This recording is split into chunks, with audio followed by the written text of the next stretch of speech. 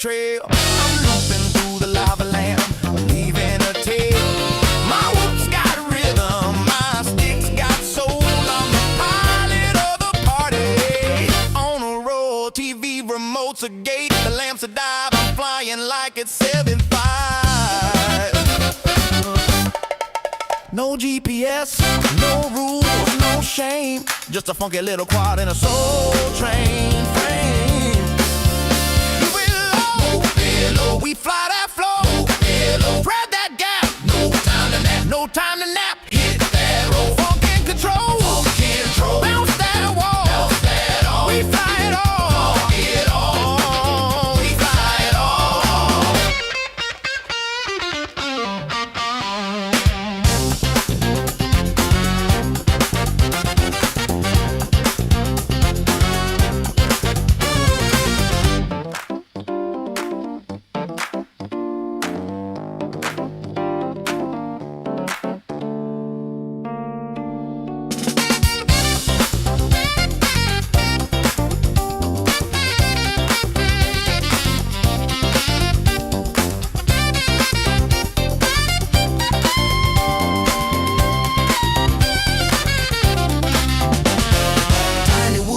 Funky and free, we fly indoors, we fly with glee. Whoop it, loop it, groove it, move it, bounce it, flip it, funk it, rip it, fly that soul, don't lose control. Tiny whoop love gonna make you whole. I thread the needle through the vinyl stacks, bounce off the mirror ball, never looking back. My quad's got soul, it's got style, it's got sass. It dips through the incense like a glass from the past. I'm flying figure eights through the lava lamp glow, dodging house plants like a funky pro. My whoop's got rhythm, my stick's got heat. I'm the pilot of the party with the grooviest beat. I loop through the hallway, I dive by the broom. I'm the disco ghost in your living room. I hit that split that's over grandma's chair. She just claps and says, boy, you got flair. I'm flying freestyle with a velvet touch. My quad so smooth it don't need a clutch. From the shag rug to the ceiling fan, I'm the funky little fly with a master plan. The curtains dancing on the breeze, freestyle funk in my living room with ease. Tiny whoop magic bumping every wall. I'm the James Brown of flight, can't stop at all.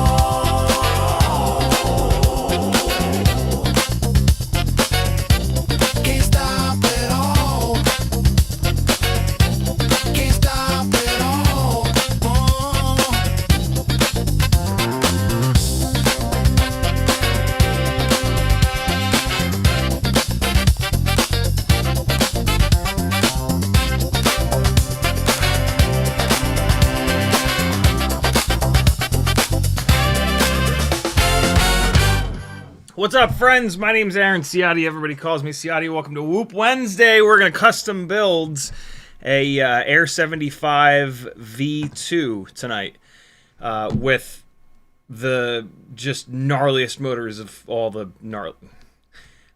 With the KEP RC 1002 25,000 kV motors. These are the best motors that I've found by quite a margin for 75 millimeter 1S outdoor big power tiny whoops. At the moment they're in the Air 75 V2 frame.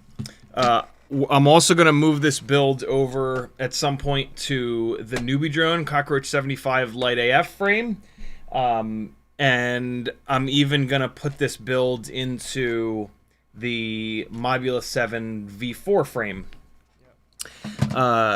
The AIO we're using is the new Matrix AIO with the front mounting point cut off, which has Blackbox on board. And the elderly man you see in front of you is officially the last one to learn Blackbox. Not true, but I'm finally diving in and forcing myself to learn Blackbox. And so this is an awesome opportunity to just have a little project to work on and look at more black box logs, learn more shit, bother the living hell out of Brandon's Baked Beans some more. And so, yeah, we're going to basically custom build a bind and fly, which is the silliest thing that you can possibly do because it costs more money. But, you know,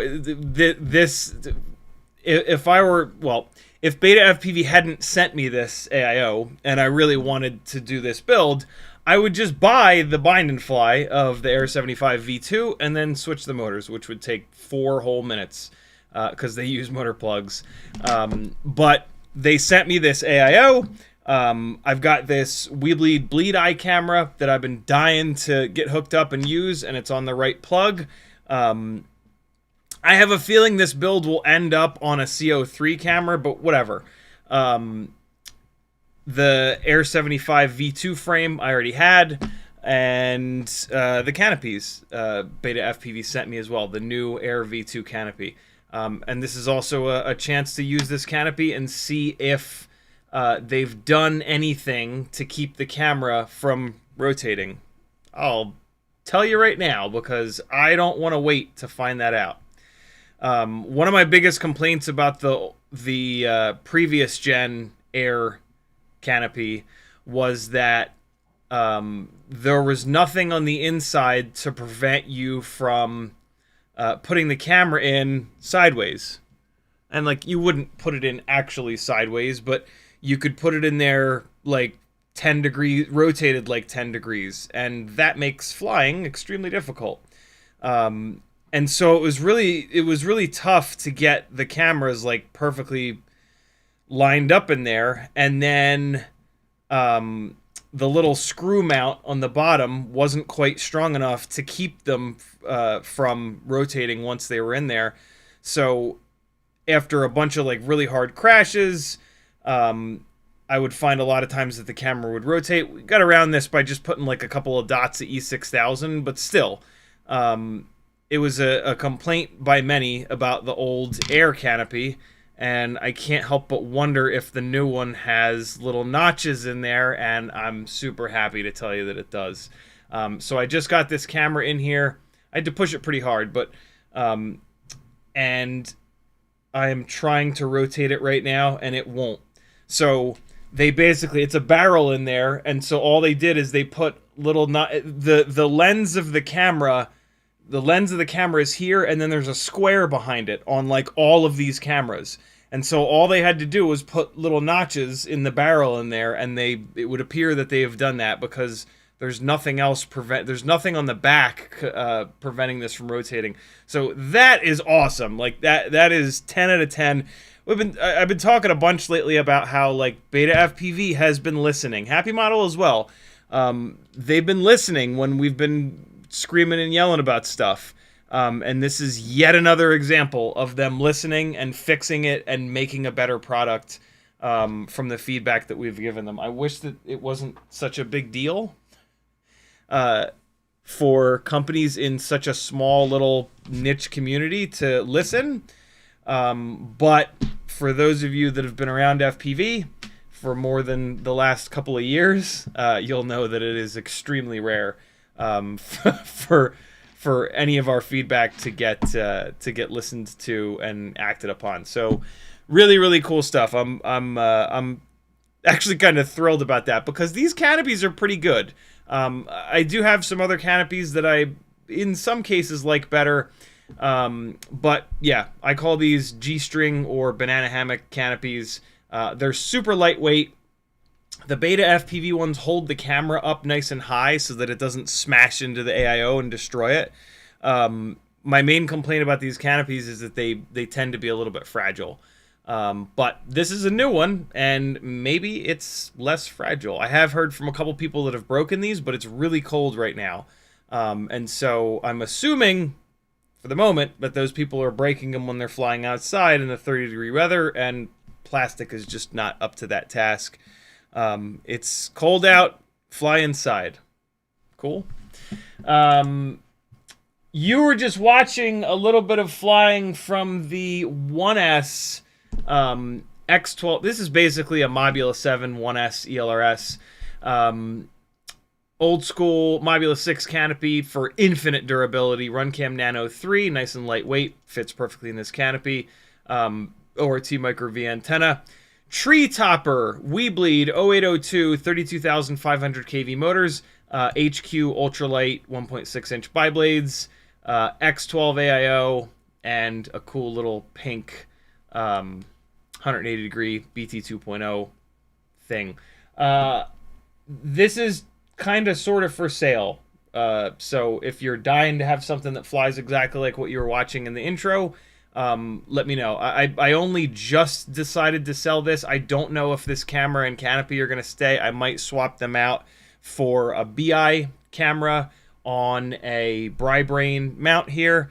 But yeah. Yeah, I think I'm going to sell this because we're about to build something with more powerful motors and a newer AIO, and so and I don't really fly 1S 75 millimeter motor to motor 1.6 inch prop rigs all that often. So yeah, I think that thing should go somewhere that it will be used. The tree topper motors are awesome. I even have I'll even include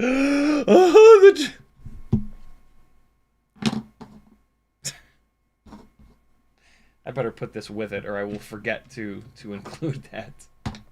I'm not like selling it for cheap or anything like that. You know, when you guys buy stuff on my Etsy store, a part of that money is just straight up supporting me. So like, you know, you buy a $5 sticker, and like, you know, 4 of that goes to support me so that I can keep doing this full time. So yeah, I'm not going to sell that for like $100. It's going to cost what the parts cost and then a little bit more because I've got a bunch of time in it, and you know, I'm using it to be able to keep doing this. In the chat, Sleepy CBR was first, Angular FPV was next. Hey Ryan, Adam Verby, Jeremy, Giddybots, Uriel, Uke, Spaceman Spiff, License to Drive, Jeremy Flies, Matthew Wegner, Token, McShaky, Frank Nicholas, Sporny, Jeremy, Uriel, McMucus, Angular again. If you want the gangliest of ganglies to read your name, you got to get in early. And, oh man, I forgot to do all of the things for this live stream, didn't I? I forgot to post on Patreon. I forgot to post on Discord. It's really, man, I'm getting old, friends. I just forget to do shit. Just like super, I'm not going to say super basic stuff because I'm pretty good with super basic stuff. But like, I just forget to do stuff more than ever before. It feels like every day it's a little bit worse. It's kind of insane. I'm doing it now real quick. Hold on. Thank you for the reminder. Put that there. Put this here. And like, look, this is literally how long it takes. It does not, I have it down to an absolute science. It doesn't take long. It just requires that I not be a numpty. Is the size of it. How do I get to where the hell's the name of the stream? YouTube, why do you just change everything all the time? Leave something the same for more than like 6 months, yo. Good God, man. There we go. Publish on Patreon and post on Discord. Sorry about that, people. All right, there we go. And let's get this out of here. Close this window. Put this here. All right. Okay, we're back. Type at CiottiFPV into your chat comment, and I'll read it. Spaceman Spiff says, "Where's the Discord to post CiottiFPV?"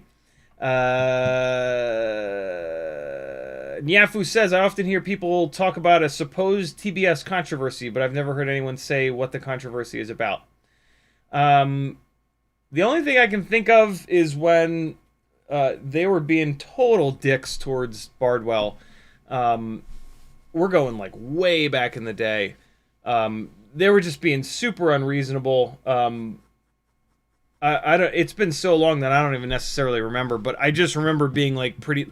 Like, it was around the time that I was moving over to Crossfire. It was a little bit after when I moved over to Crossfire, and I was like super excited with it.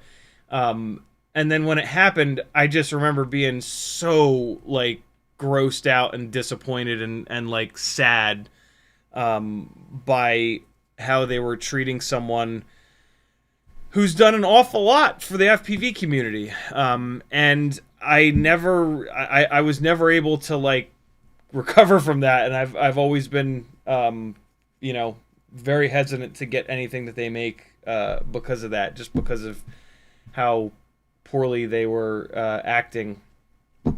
You know, hurt people, and like maybe they were just having a bad couple of months or whatever, but like, I don't know. stuff when certain things happen, I feel like it shows people's true colors, and when I see people's true colors and they're gross, I'm like, okay, you're out. There's plenty of other stuff in the world that, like, so yeah, that's the only thing I can think of. Again, that's going way back, and Joshua doesn't hold grudges like I do. And so, like, I don't know if I've ever heard him like sing their praises or speak like super kindly about them since then, but he certainly doesn't drag it up like I do. He just doesn't say anything about it. He's a kinder person than I am, I guess. Yuke says, I got my Air 2 65 champion frames from Weebly today. Very cool. I bet you're loving that red. Uze says, you weren't kidding about getting a totally different flight performance just from changing props. Yeah, man. Think of it like tires on a car. Tires are the most drastic change that you can make to a car's performance. Props are the thing that, is touching the medium that it moves through, and so it makes a lot of sense. Izzy Boob says, a slacker. Yuke says, hey, Meps has a 1S 5-in-1 for $23 right now. Oh my god. Meps King was very shitty towards content creators that were reviewing their products a year or two ago, and I never kind of forgave them for that either. I've also heard a lot of bad shit about their products. An AIO for $23 is almost certainly going to be a heap of shit. So, you could maybe on one side of it say like, well, how bad could it be? I'm just going to try it. Well, what happens when it falls out of the air over the water, or on someone's roof that you can't get to, or in a tree? And then you lose a worthless AIO, but you also lose a set of motors, a battery, a frame, a set of props, a camera, a canopy, right? And so I wouldn't do it, but that's wild that it's only $23. I'm assuming it's because nobody wants it and they're stuck with them, and they just need to get rid of them.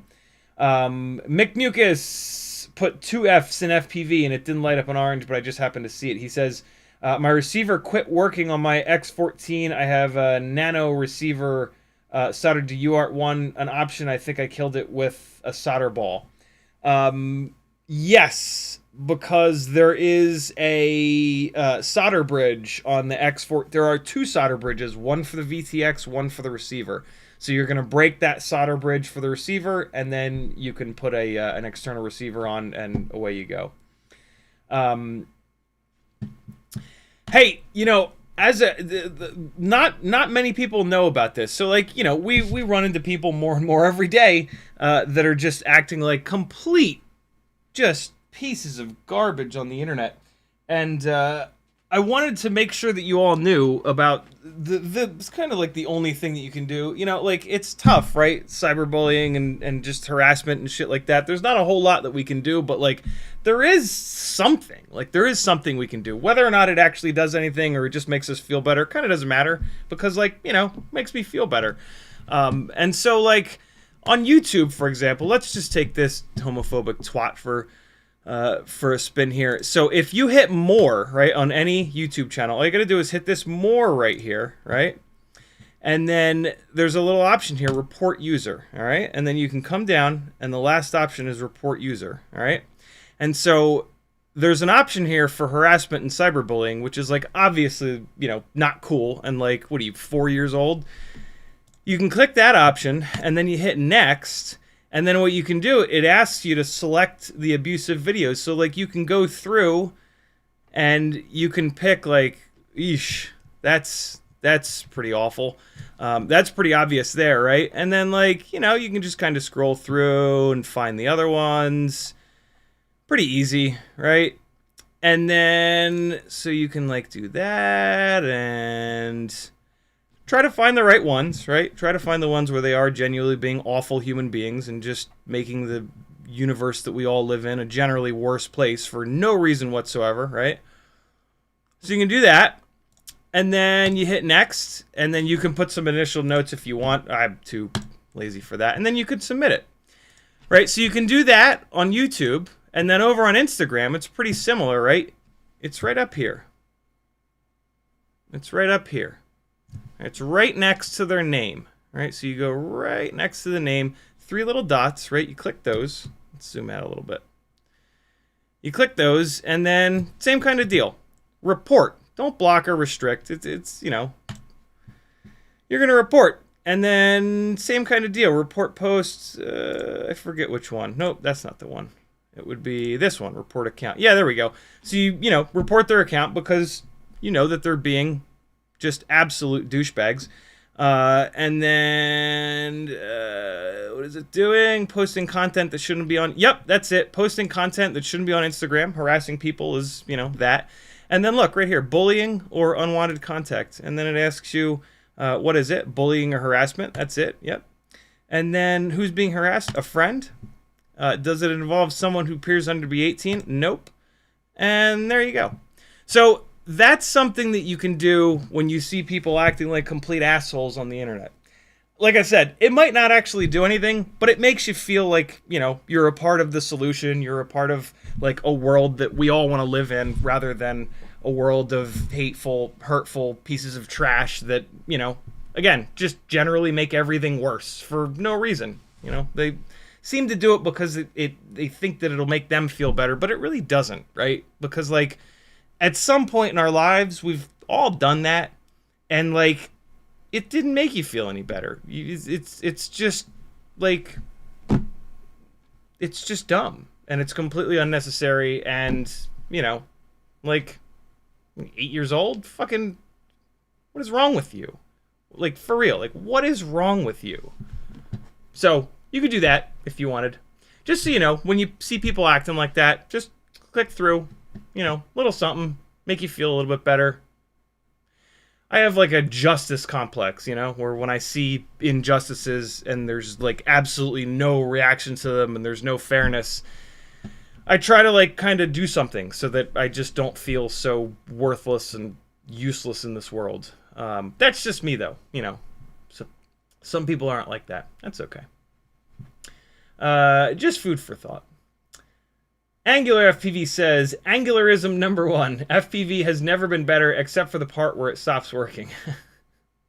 McShaky says, what is happening? You went from anti-3D printing after winning one and keeping it in the box for a long time. And now you're doing Blackbox. What's next? An NRA membership. I'll keep it up. Yeah, you know, well, look, in my defense, I feel like I left the 3D printer in the box for long enough, like 6 months, to really prove that, like, even though I had one, you don't need to 3D print, right? Like, what one of the things about 3D printing that I was always upset about is like there was this thing where it's like, oh, you need to 3D print. If you're into FPV, you need to 3D print. It was like, no, you really don't. Like, there's companies that do an amazing job designing the prints, and it's great to support them. Supporting people in the FPV world is obviously a good thing, right? And so, not that I did it on purpose for that reason. I was just being a lazy shite. But, you know, I think I proved my point by leaving it by not plugging it in after a while. I legitimately did only... I really only set it up when... I forget what it was, but there was something that I really wanted to print, and I didn't want to bug Brain 3D to print it. And so, like, there was a reason to get the thing out. With Blackbox, the same kind of thing happened. I had a couple of rigs that were acting up at the same time, and I try not to, like, hammer Brandon's Baked Beans with like more than one rig every like couple of months to not like wear out my welcome with him, because he's been very, very, very kind with his time over the years helping me out. And yeah, I had like a couple of builds that were all acting up at the same time, and I know he's a busy guy, and I was like, you know what, this is insane. Plus there were a bunch of tiny Whoop flight controllers coming with Blackbox on board, and it was like, okay, it's completely insane not to start screwing around with this. And it's been kind of fun. Like, one of the big things that I've said about Blackbox is that, like, it's going to it's going to take time away from your flying. And that's always been one of the things I've always been able to tune good enough to where most builds I can get to like 80%, 90%, 95% perfect. And like that's close enough, and then just focus on flying, spend more time flying.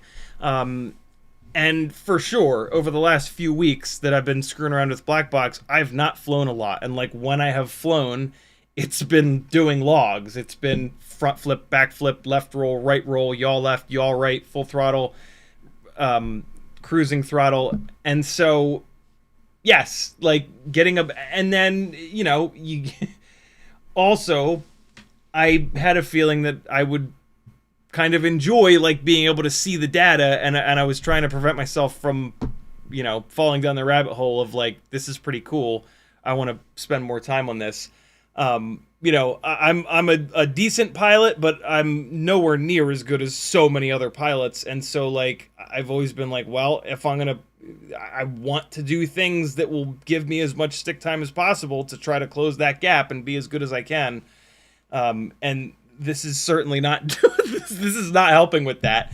But Brandon, over the years has like not just said like, hey, put a filter here, put a filter there, and you're done. He's said like, here's what's going on, here's why we put a filter here, and I've osmosised a bunch of that. I've tried to pay as much attention as I possibly can. I've actually reread our Discord conversation a bunch of times because like he'll say a bunch of stuff and I'm just as dumb as a sack of bricks sometimes, and I just like, okay, like I just don't get it. And so I've picked up a good amount from him, and I can kind of muddle my way through it. I'm definitely like in some cases just walking around pointing at shit. But that's how a lot of us learn, right? Like I'll take a Blackbox log, I'll look at it, it'll be super noisy. Like for example, so I've been really fighting with the CrazyG473, mainly because the motors that I put on this build were from Nyafu, and they were a little bit beat up. Two of the motors are a little banged up, which is kind of perfect because it gives me a Blackbox log. Here's the log when I started. This is looking at pitch. This is gyro scaled on pitch. This is what a noisy log looks like. This is a little bit too noisy. I've shown you guys a couple of Blackbox logs over the last week that have been very clean. They look a lot more like this. This is roll. This is the gyro scaled on roll. This is a fairly clean Blackbox log. You can make a log look really nasty with the zoom feature here, but if you double click this, or if you just don't adjust that, when you open up this analyzer display, it opens up with the normal magnification. And so if you have a log and you come in and you look at gyro scaled on roll or pitch and it looks like this is pretty good. You don't really have to do anything. This is clean enough. This on pitch is not. Well, technically this is okay. This thing flies acceptable, but this is starting to get a little bit too noisy, and this is starting to get to the point where like, if you're able to get rid of some of this, it is going to fly better, and you are going to be able to push the PIDs a little bit farther.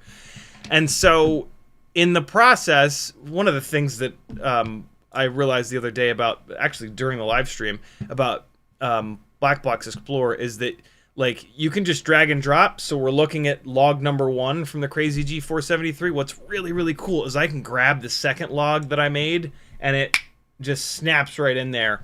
And then I can grab the third log that I made and it just pops right in. And so you can compare them. So as you can see here, this is why I'm saying I'm just kind of blindfolded, closing my eyes, pointing at shit. I made the situation worse. I was trying, this is where we started on pitch, and then this was 2 steps later. And so I made it worse. I was trying a bunch of different stuff. That's okay. Making it worse is learning what not to do. There's Brandon. And so, yeah, I did make it worse, but then this is the 4th one that I did. And so now I'm starting to get to a point where it's like as good, maybe a little bit better, but still not great.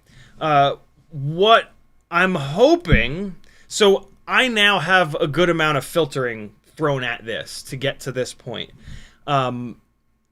This rig, it is a known quantity that 2 of the motors on this rig are banged up. And I'm certain that Brandon could take a look at this log and suggest a couple things that would clean this up a little bit.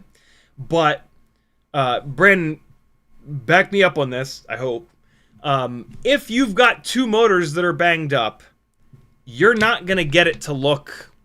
You're probably not going to get it to look like this. You're not going to get a flat on the bottom, super clean log if you have 2 props or motors that are violently shaking on the quad, right? This is where, you know, drilling your props out, not ruining your motors, not bending your motor shafts, all that. Focusing on the mechanical system, right, before you spend hours and hours and hours trying to tune behavior out. I still do 100% think that looking at the mechanical system first and making sure that the mechanical system is sound is going to be the most important part of tuning. In this case here, I'm trying to learn, but I'm also like leaving these motors on here to see what I can kind of do.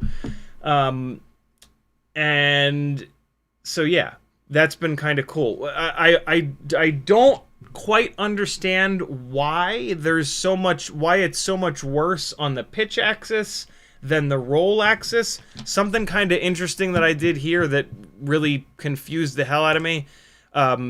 So on the pitch axis here, so I'll go back to the very first log, all right? So this was the first log. I did not have a screw in the back of the AIO. Under the thinking, it's a BriBrain mount. I have to run the front 3 screws. We've learned from these new BetaFPV matrix boards that you can remove the front screw. And so I thought, hey, let me try to remove the rear screw on this CrazyG473 and see what that does. And so this is with the removed screw. And then on this second log, I put the screw in. And now look at this. It gets worse with the screw in there, which is kind of weird. Could just be a different... I flew it differently for the log. I do want to retest this, but that was the only change between those 2. Again, I'm trying stuff out. Like, this is really cool for me to take the screw out, try, you know, swap frames, swap props, stuff like that, right? And so let's see what Brandon's got to say. Brandon finished a build today for himself and maidened it, but he crashed his wing into the lake and he caught on fire. God. Brandon says, look at the throttle versus frequency log. That's the waterfall, I believe. RPM filters could do amazing things even for unbalanced motors. So a couple of streams ago when we were looking at this is what I showed you guys. It's up here. The little drop down disappears until you roll over it. And frequency versus throttle is the second option, and that's going to pull up this waterfall that some of you are familiar with. I have to re-click onto pitch here. Maybe not. What's happening? There it goes. That was weird. So, as we were talking about the other day, when you see a diagonal line here, that is the motors. The vertical axis here is the amount of throttle, 20%, 40%, 60, 80, 100. Left to right is the frequency, 0 hertz, 200 hertz, 400 hertz, 600 hertz. The frequency is how quickly the vibrations are happening. So at 200 hertz here, sorry, let me move it over. At 200 hertz right here, that's 200 times per second. So you've got the throttle value on the vertical here, and then you've got the frequency on the horizontal. How bright or how white is the amplitude. It's how hard the vibrations are happening. And so we don't want a lot of bright white on this one here. So this is looking pretty noisy. Again, this is on the pitch axis. And now if we want a cleaner waterfall, this is much cleaner. We don't have that much of a problem on roll. It's on pitch that we're having problems with this build. And so this diagonal here is what the is where the RPM filtering is going to kind of target. And so let's see what else Brandon's saying. Figures like RPM filters could do amazing things even for unbalanced motors. So this already has the RPM filters turned on. Brandon says, no, click the pitch gyro instead of pitch unfiltered. Yeah.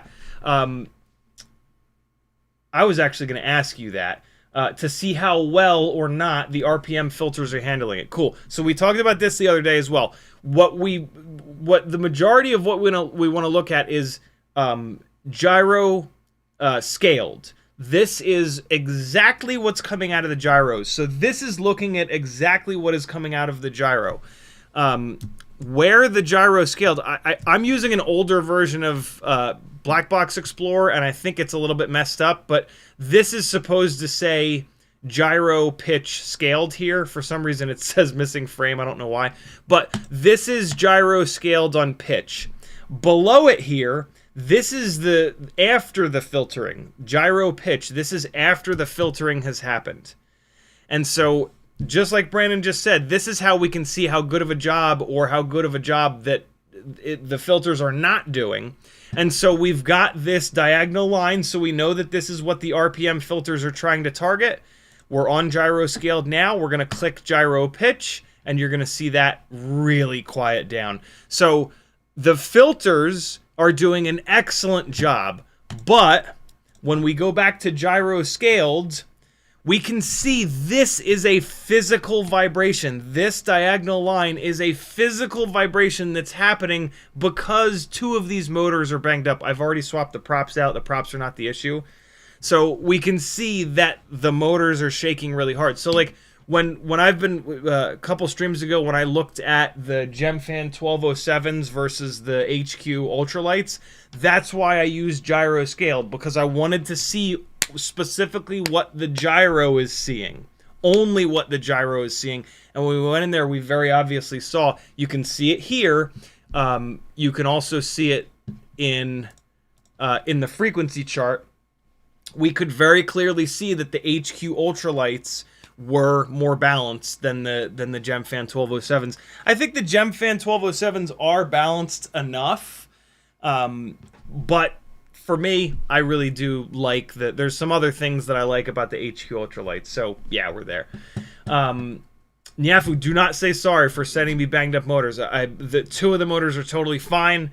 And this has actually been really, really helpful for me to learn about Blackbox. So, like, legitimately, thank you for sending these motors and all the other stuff. It was super, super, super generous. Uriel actually sent 8 of these same motors, and so I'm fine. I'm going to try. This is going to be kind of cool, actually. So these are VCI motors on here. These are the VCI 0702 29,000s, I think, with the no ball bearings, the bushings, which is great. Bruja, the ASI props are exactly like the GemFan 1207s. Very lightweight. They perform very well, but they're very fragile. They're pretty well balanced. But they're too fragile for me personally. I crash a lot, and I crash pretty hard, and the ASIs get bent out of shape, and then you can never get them exactly right. And when they're not exactly right, they vibrate quite a bit. And so the ASI props for me, a couple crashes in, they're out of balance, and the PID, if I have an aggressive PID tune, it starts to get super angry, and it's just a mess. So the HQ ultralights have been incredible. They're very durable. Eventually, especially if you don't drill them out with a 0.99 millimeter drill bit, like what I sell on my Etsy store, which is linked on CiottiFPV.com, which is where you can all go to support me if you like these live streams and want to see them continue. Yeah, they will explode at the hub. But other than that, the HQ ultralights are staggeringly durable. And so, yeah, I really dig them. On these VCI motors, they use these itty-bitty little C-clips. So I'm actually going to see, since I have a whole bunch of perfectly good bells in here from U.F.L, I'm going to see if I can pull the C-clips off of these VCI motors and just swap the bells over, or I'll just cut a couple of the motor plugs off and swap 2 of them on, and this thing will be good to go. So don't you dare say you're sorry for that.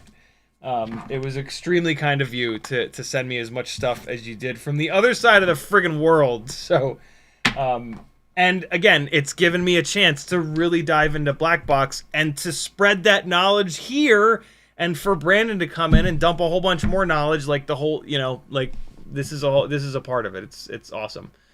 Brandon says there's some resonance at 175-ish hertz. Make sure the dynamic notch is handling that as well. Also in the gyro signal post filters. So Brandon, if you're going to be in the chat for a minute, let me show you what I did, and you'll tell me how dumb I was. So, and I have a feeling that anybody that's even remotely interested in Blackbox might learn a thing or two. If you're not interested in Blackbox, a lot of these tiny Whoop AIOs are coming with it now, and so you might as well jump in, because you don't have to go nuts with it. You can use it in a way that's like really nice, and then just leave it and not be obsessed with it. So here is where I started. Let me pull up Betaflight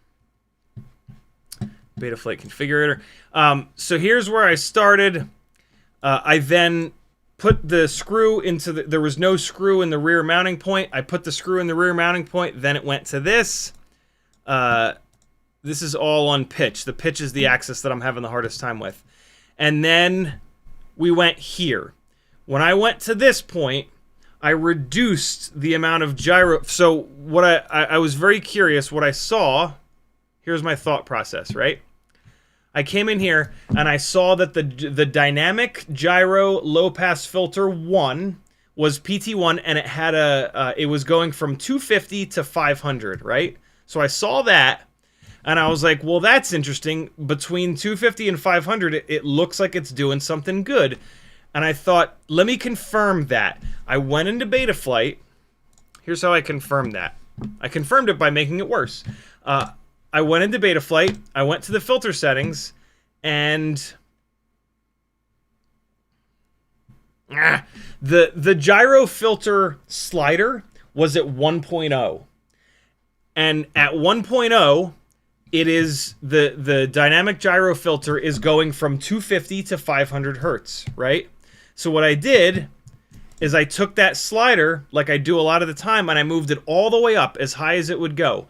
When I did that, when you do that, when anyone does that, that gyro low pass dynamic filter shifts all the way up to from 500 to 1,000. So it's no longer covering 250 to 500, and lo and behold, that got more noisy in there. It's still a trough. Let's go back. Ready? See that? So it was helping. It wasn't helping a lot, but it was absolutely helping, right? And so I learned from that, and I was like, okay, on this particular build, I think that we need that gyro dynamic filter to be down here to bring those down. So what I did, being, you know, just stumbling through this, I took a look at where these frequencies are the worst, all right? And so I came down here, and this is 200, and so I saw this big spike. I'm like, all right, well, this spike comes down a little bit here to like 200 or like maybe even 190, but I just used the number 200, right? And then so what I did is I turned the gyro slider off, and I specifically set the minimum cutoff frequency to 200. Well, then I looked at the top of it, and I looked up here, and I was like, all right, garbage, garbage, garbage. Well, look, 600 is where it like really gets noisy. So I was like, all right, let me put the top of that at 600. And so that is what I did. I put the max cutoff frequency at 600. So the minimum is 200, the max is 600. I think this is adding a lot of latency. Brandon will hopefully tell us. But I believe this is adding a latency, but I'm just trying to figure it out, right? And so we went from this with that gyro low pass dynamic filter not doing hardly anything because it's all the way up here at 500 to 1000. I specifically targeted it, and look at that. It brought it way down. So I was pretty proud of myself about that. But I think that I've added too much latency here. Maybe Brandon will tell us. But, yeah. What do you think, Brandon? Have I learned anything from the countless amount of time that you've spent educating me on this? I fucking hope so, man. My God. Brandon says, yeah, but you really got to look at the change in waterfall gyro signal. Generally, with RPM filters working correctly, we don't need both the gyro low pass 1 and 2. Only with lifters and 7-inch do I do both. Well, what about when you have a rig where you know that the motors are banged? There's a couple of motors that are banged up and they're shaking pretty hard. Is that a scenario where it would actually be good to add this much? Or should I have just... I mean, what's interesting is, like, even now, this is the very first one. I've barely gotten it back to where we were in the first place. This was sliders right down the middle. 1.0, 1.0 on the slide. This is actually stock filtering. This is totally default filtering. So after I spent, like, 2+ hours, we went from this to that, which is a little annoying because it's kind of worse, but I'm learning. So what do you think about that? He says, yeah, small quads with RPM filters and both gyro filters is generally too much latency. So what would your sort of approach to be? What would your approach have been here, Brandon? You said to look at the waterfall, so let's pull the waterfall up and we'll see the difference between these four files. The reason that I'm using an old version of the Blackbox Explorer application on my desktop is that I have Mark Spatz's workspace in here. The new version of Betaflight is online, and I don't know how to get Mark's workspaces in here. I don't remember how I even did the workspace, so I'm just muddling through, but it seems to be working fine. It's weird that this says missing frame and this says state. And so, like, you're saying that we need to look at the waterfalls, so that's cool. Let's look. Here's the first one with totally stock Betaflight filtering. And then here's the second one where I put the screw in. This is on pitch, the axis I'm having the most trouble with. I know why we're having a harder time on pitch. Because the two motors that are banged up are motors 1 and 2. And those are on the pitch axis. The motors 3 and 4 are nice and smooth, and they're on the roll axis. Is that why the pitch axis is noisier, Brandon? Tell me it is. Tell me that I'm a goddamn genius. Tell me. Just tell me. Even if the answer is no, just help me out here. All right, so hold on. All right, so again, we're looking at gyro scaled on pitch. I think what Brandon might say here is that we need to stop looking at gyro scaled because this is not actually what the filters are. Well, yeah, but see, looking at multiple logs, looking at gyro scaled from multiple logs, it'll show me the real world effect of the changes that I'm making, though, right? I think I'm figuring this shit out. So here's stock filters with no screw in the back of the frame. Here is stock filters with the screw added to the back of the frame. And then here is when I took that dynamic gyro low pass and pushed it really high. And then here's when I added that very targeted dynamic gyro low pass 1 filter. Brandon says, I'd rather fine-tune the RPM filters in the CLI, lowering the RPM filter Q value to filter the motor noise more completely than to use the both low-pass filters on gyro. Okay. And then the only issue I see in that gyro waterfall is the resonance near idle around 180. He says, LOL, I don't know the reason, I just read the noise and make suggestions. Fair enough. Rates are always the same on everything, Cole. Yeah, for sure. Okay, so Brandon is most concerned about this right here. This vertical spike of resonance. As we talked about a couple streams ago, the vertical spikes of resonance are typically a frame or canopy resonant frequency that you can just drop a filter directly on. The diagonal increases with the motors, and so the diagonal you can attack with the RPM filter, but you have to do that in the CLI, and I couldn't remember what the CLI command was, so I'm thrilled that Brandon put it here. It's RPM underscore filter underscore Q value. So I'm going to copy that, and we're going to come in here, and I have one battery left, one battery charged. And so just to show you guys this, we're going to come in here, and I'm going to type, I'll type get first. Get space RPM underscore filter underscore Q. And that's going to give me the default number of 500 and the allowable range of 250 to 3000. The higher the Q, the less filtering is done. So I'm going to lower it. I'm going to type set RPM filter Q space equals space. It's at 500 now. I'm going to drop it down to, let's go all the way down to 300. Hit enter, type save, and now we have made the RPM filter more aggressive, which should, in theory, clean up this this diagonal line. Since I'm adding so much adding additional filtering adds more latency. So to remove latency, and because Brandon says default is 500, but if it's not filtered fully with just gyro low pass 2, then you can lower it some. If it's fully filtered, then you can raise Q for less latency.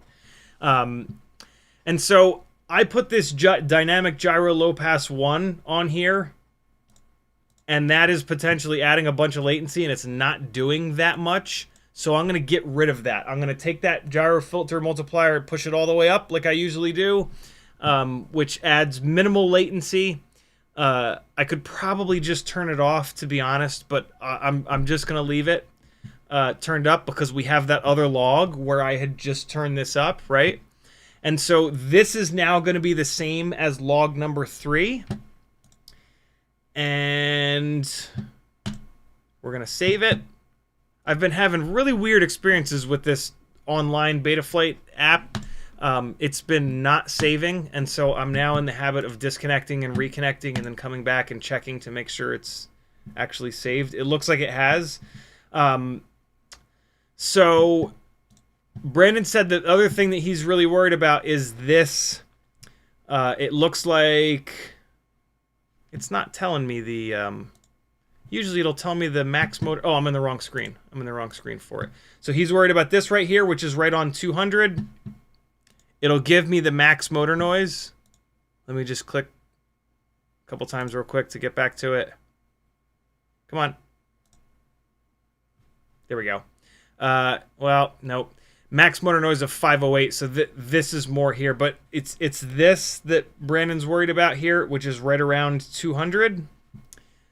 I bet you it shows up in roll. I think it does show up in roll. There it is. Max motor noise 182. And I think Brandon specifically said that. He said, yep, only issue I see is that gyro waterfall is the resonance near idle around 180 hertz. So there it is, max motor noise 182, right? So again, being someone that's stumbling through this, the way that I would at the moment take care of that is I would put a gyro notch filter on, which is an old school method.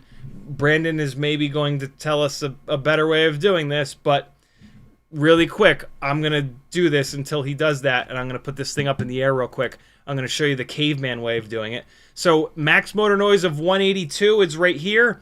It doesn't look like it's a very wide band.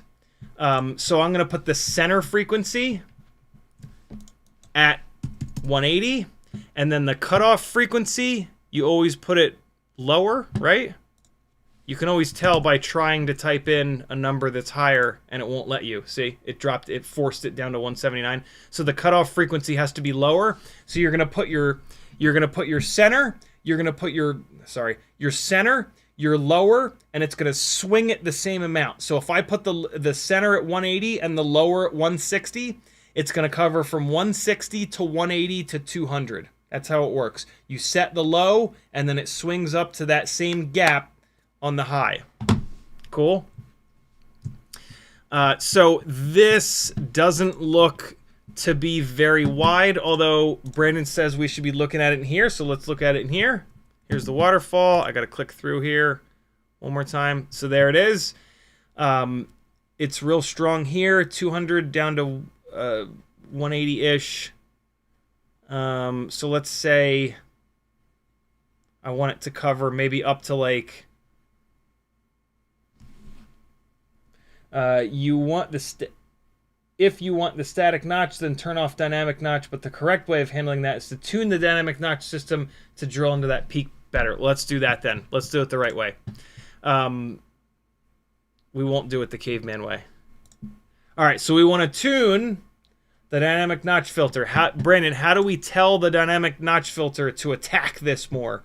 At the moment, the dynamic notch filter has a minimum frequency of 100, which is plenty low. We are not... when we look all the way down at 100, it's very clean. So the dynamic notch is definitely going low enough. I moved the max frequency of the dynamic notch up a little bit. All right, here we go. He says you can use the shift key in waterfall to help find the peak and the lower cutoff. Shift will bring up a green index line. You know, I was wondering how to do that. Oh, yeah. Okay. So up on the top here, it's showing us the frequency. So if I sweep this around here, I'm seeing like 209. I gotta hold the shift. 209, 185, 180. So it looks like it's really strong. The bottom edge of it here where it's really strong is at 180. And then the top edge where it's pretty strong is 250. So how do we target a dynamic notch from 180 to 250? Brandon, tell us. Tell us, genius man. Bookend the noise you want to eliminate and adjust the Q factor to cover it. Lower Q will be a wider notch.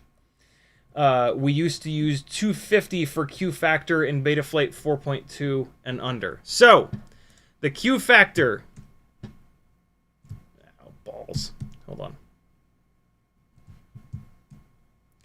The Q factor, what we usually say is that the Q factor filters more or less. A higher Q factor filters less.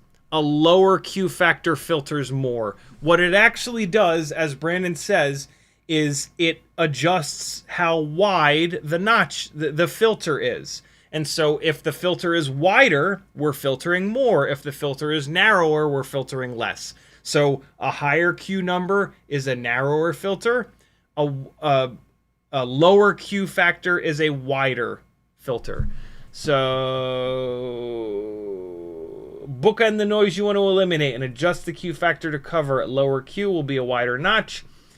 We used to use 250 for Q factor in Betaflight 4.2 and under. That's how to tune the dynamic notch to be more effective against a specific resonance. There's a formula to determine Q factor exactly, but it's math. Do you want to learn math? Hell no. Usually we just wing it. So right now the Q factor is 400. So what I'm thinking here is that that is too narrow, right? And so we want to make it wider. I think, Brandon, you might have to correct me on this, but I think when you widen when you widen the filter by lowering the number, that it filters harder. I could be wrong there. Hopefully Brandon will correct me there, but yeah, that's what we're gonna do here. We're gonna lower the Q factor to widen the amount that is being covered. We do have kind of like a narrow, I think a narrow-ish band. Oh, I love this. Brandon says, fun fact, Q factor is quality factor. Higher Q is for a higher quality notch, which is narrower. It's higher quality. It can move around for higher quality resonance either way. All right, so we're going to lower this Q factor to 300. Just like we did on the gyro RPM filter. The gyro RPM filter is still a little bit noisy here, and then we got a bunch of noise here, so we're going to take both of those and make them more aggressive. If this isn't enough, we could go to the gyro notch filter because, you know, I do caveman shit.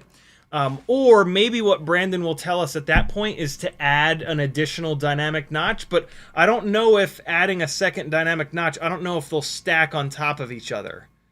They might not do that because I think one of the things that I remember Brandon saying, I'm pretty sure a while ago, is on dead cat stuff where you've got the front set of arms which are shorter than the rear set of arms. The front arms will have one resonant frequency that's a higher pitch because they're shorter, and then the rear arms will have a lower pitch. And so in that case, you want two dynamic notch filters so that one can hit the resonance for the front arms and the other one can hit the resonance for the rear arms.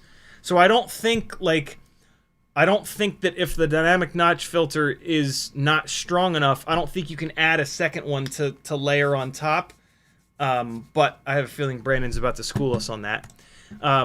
So I've made the dynamic notch filter more aggressive, which will hopefully hit this harder.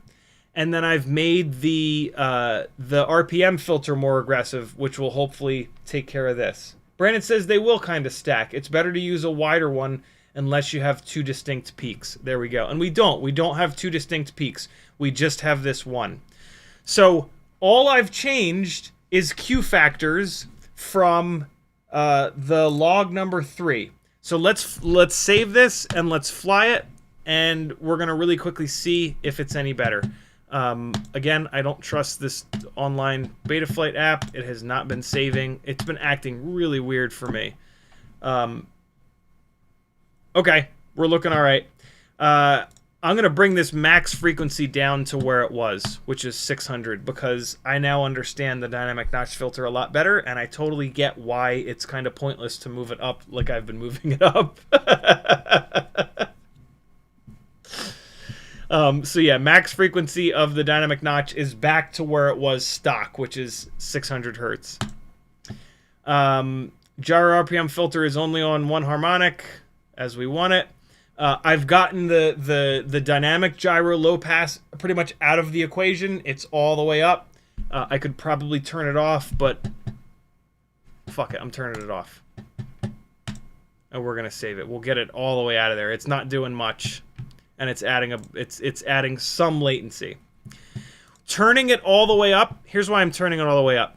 There is when it's all the way up, it's going from 500 right here. Sorry.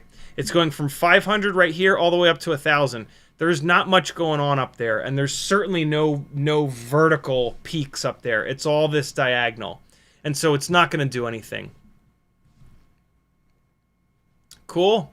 So we've got the RPM filter that's going to go after this diagonal, and then we've got a lower Q factor on the dynamic notch filter, which is going to go after this vertical one. Let's see what the next log looks like. And then we're going to dive into this build, I promise.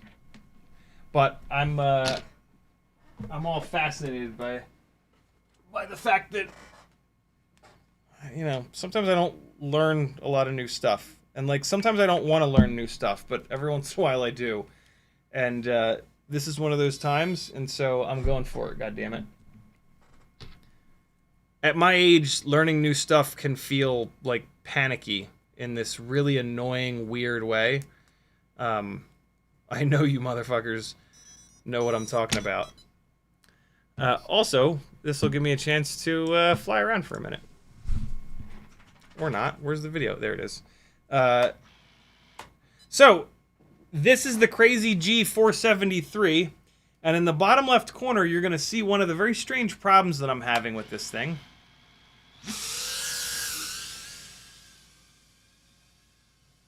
Not having voltage is only... When that usually happens, it means that the shunt resistor has died. There's more to this than that, though. You'll see in a second. Hold on. Let me just get the tuning flight in. So, cruising around at different throttles. Throttling up, throttling down. I have Blackbox set on the same switch position as no OSD. So, we're not going to have OSD for a second. Cruising slowly. Cruising faster. Okay. Turning Blackbox off. So, we've still got 0 volts there, right? Keep your eye on it. So this is the build with the VCI motors. They make a lot of power. There's no prop wash whatsoever. Look at that. We have voltage again. Why? Why on earth is the voltage reading... Why? Why does it only work when the voltage drops down? Maybe, like, the shunt resistor is on its way out and it can't handle the full voltage? I don't know, man. Ugh. I did think up of a new trick the other night, though. Check this out. I cannot believe it took me this long to figure this out. Oh, farts. I'm not very good at it yet. Some of you know exactly what I just did, though. Do it again.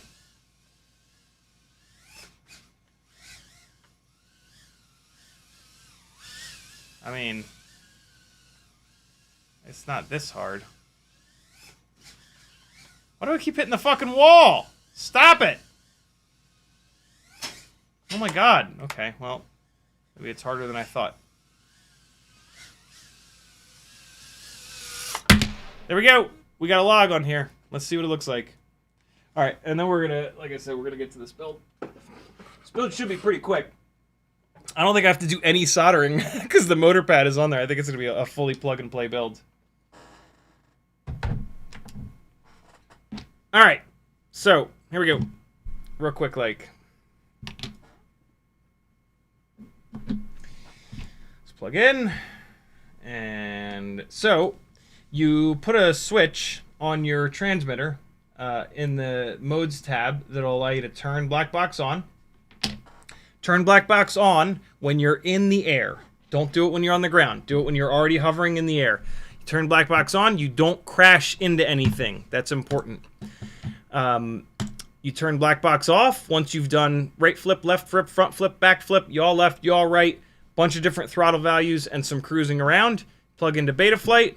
You click Activate Mass Storage Mode on the bottom here. That's going to make it show up as a hard drive on your desktop. You open that up. On the CrazyG473, for some reason, it makes a bunch of files. You open up all of those files. There's going to be a bunch of files that are 8,000 something bytes. You don't need those. Those are trash. You look for the file that's bigger. There we go. 3,584 bytes. This is the file. Betaflight 002. The rest of these are garbage. Betaflight 002. You grab that one. You pull it onto the desktop. Give it a second. All right. Close this out. Eject it. Unplug. Replug. Get back into Betaflight. Go to Blackbox. And click Erase Flash. Yes, erase data flash. While that's happening, you go to this file that you just pulled off there. You go to Get Info. You click Locked so that it's not locked anymore. You unlock it. And then you name it something that makes sense. For the love of God, make sure you name these something that makes sense. In this case, G473-5, because it's the 5th log that I've done. By that point, the erase will probably be almost done. Come on, come on, come on, come on. Come on, come on, come on, come on. Come on, come on, come on, come on, come on, come on, come on, come on, come on, come on, come on, come on. I did build the X14 already. It's 2S. I haven't flown it yet outside, but probably tomorrow. I've been waiting for E6000 to cure. Can you erase it, you bastard? Whatever. So this is the closest file. This is where I had the dynamic gyro filter pushed up really high. So this is the closest file to compare. Here's the one with the changes that Brandon suggested. Looks a little bit better. This is probably done by now. It is indeed. All right, so let's unplug this and unplug the quad. So let's just make sure we're still on pitch. I'm pretty sure we are, but click through on roll and then pitch.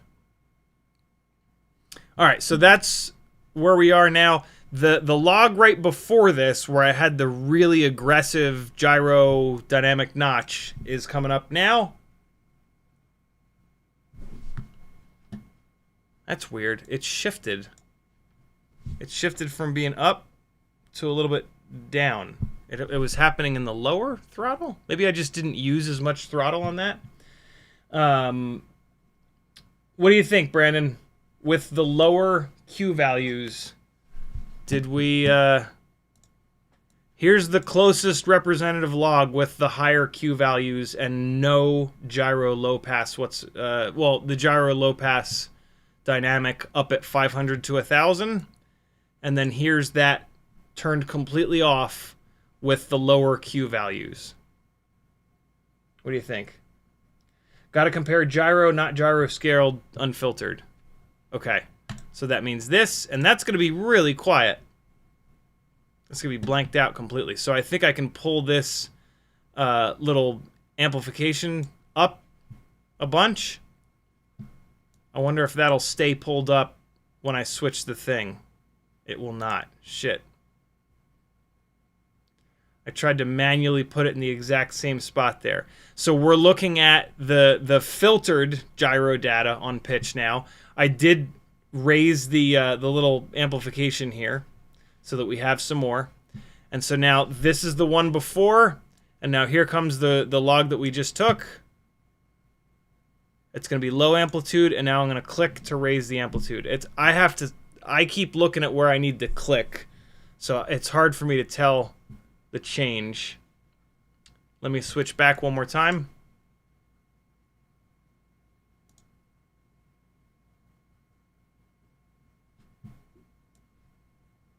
That's tough.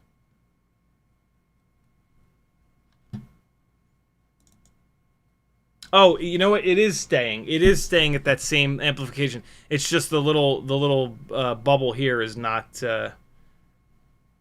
showing it.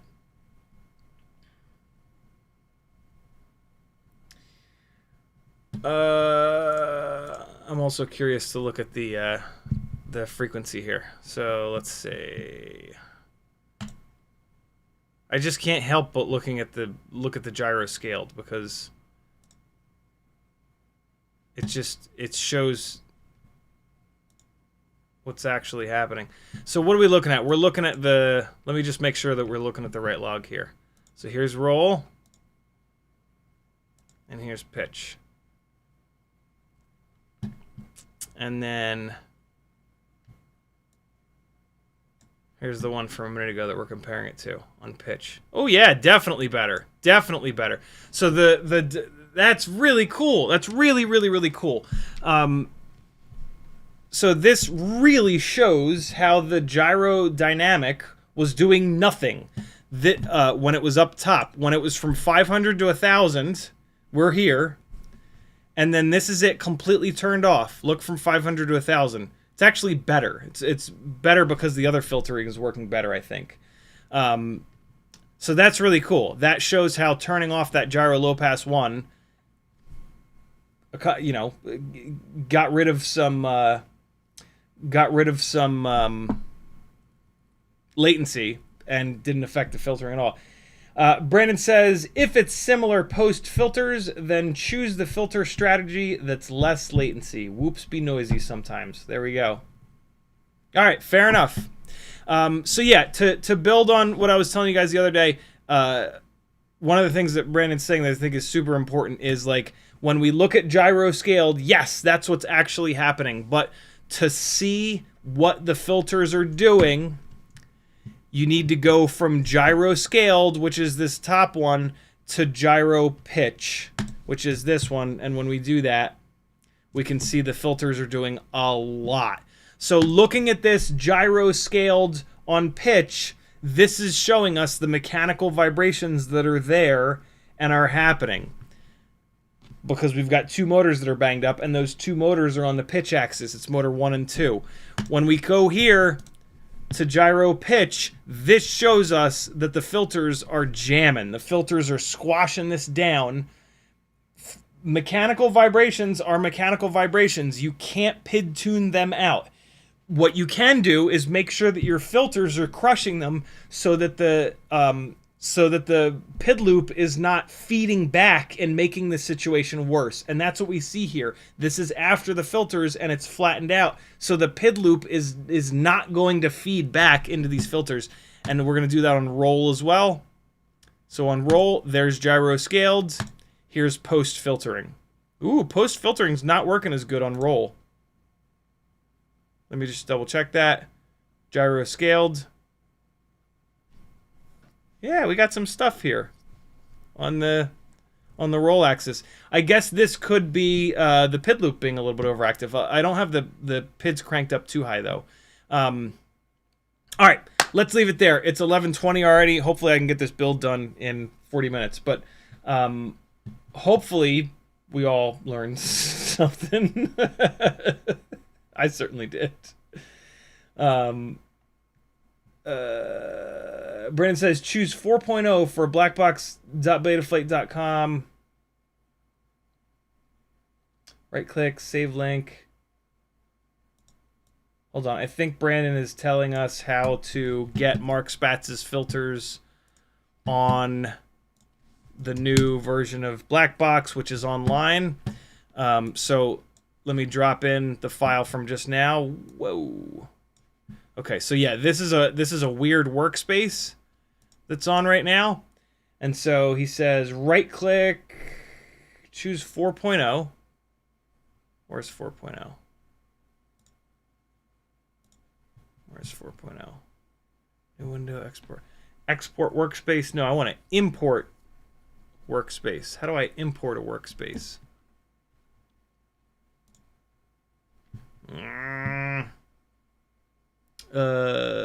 New window, export video, export workspaces.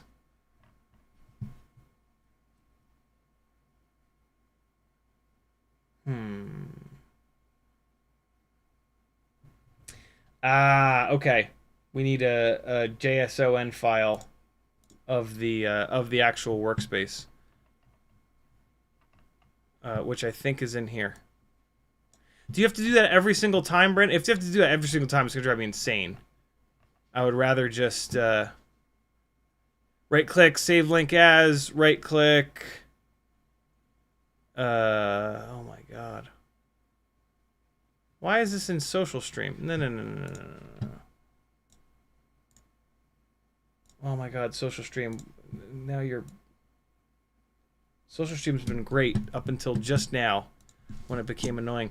Here we go. Here's Mark Spax's site. BBE version 4.0. Right click.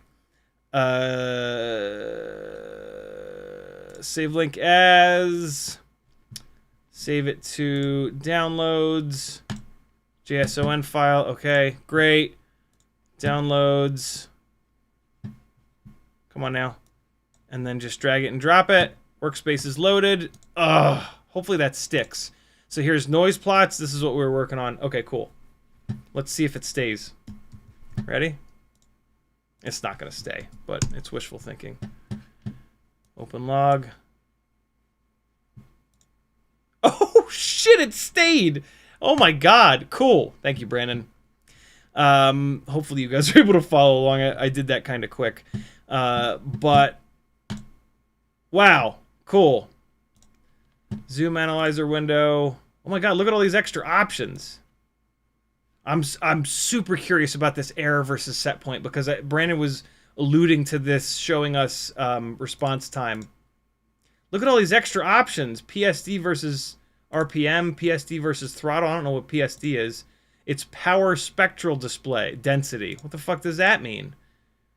Here's the there's the regular old waterfall. Cool. And yeah, here we go. Here we go. Here's what it should say when you're not using an outdated version of Betaflight. Unfiltered. It's not called gyro scaled anymore. I noticed that in the new version of Betaflight. It's called unfiltered gyro. That makes a lot of sense. Unfiltered gyro versus gyro. So pre-filters, post-filters.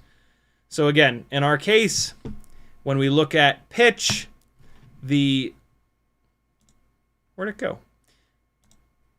Oh, that's weird. It bounces back and forth when you do that. Oh, I see. When you click it more than once. So unfiltered gyro on pitch, filtered after the filters. So the filters are working. The filters are crushing the noise out, but the unfiltered gyro is showing us that we got a bunch of mechanical vibrations. There's something going on. So yeah, hopefully you guys could follow along. I could kind of sort of follow along. This is a lot. Let me read the rest of what Brandon said just to make sure that his incredible knowledge does not go to waste. Outside of tune the dynamic notch to be more effective against a specific resonance. There's a formula to determine Q factor exactly, but we got that. They'll kind of stack. Got that. Saves his JSON file. He says, LOL, 0 volts. My buddy dunked his in the piss ditch at our fly spot and lost voltage ever since. His nickname is 0 volt now. Got to compare the gyro scaled versus not scaled. Got it. If it's similar post filters, then choose the filter strategy that's less latency. Whoops are noisy sometimes. Glad to see Ciotti learn this. UAV tech link. Awesome. If it's in here, got it. No, it'll save in your browser. Awesome. BBE 4.0 is awesome. Just focus on learning the basics. We can branch out later. Very cool. Thank you, Brandon. Thank you from the bottom of my fucking heart. Me and everybody else appreciates this. Don't be afraid of Blackbox, friends. Look, if an elderly donkey on the internet can do it, you certainly can as well. HKey will bring up the headers so you can see the tuning parameters used on a specific log. MKey will allow you to measure MS in the wiggly lines plot. MS being timing, so that you can see the frequency. If you're looking at a bunch of wiggles in the main thing, you can go peak to peak and you can see what that frequency is. So if you've got something feeding back into itself, you can figure out what that is and then go caveman on it and drop a notch filter. For the record, as soon as this live stream is over, I'm putting a notch filter on there and see what happens. And there ain't a damn thing you can do about it.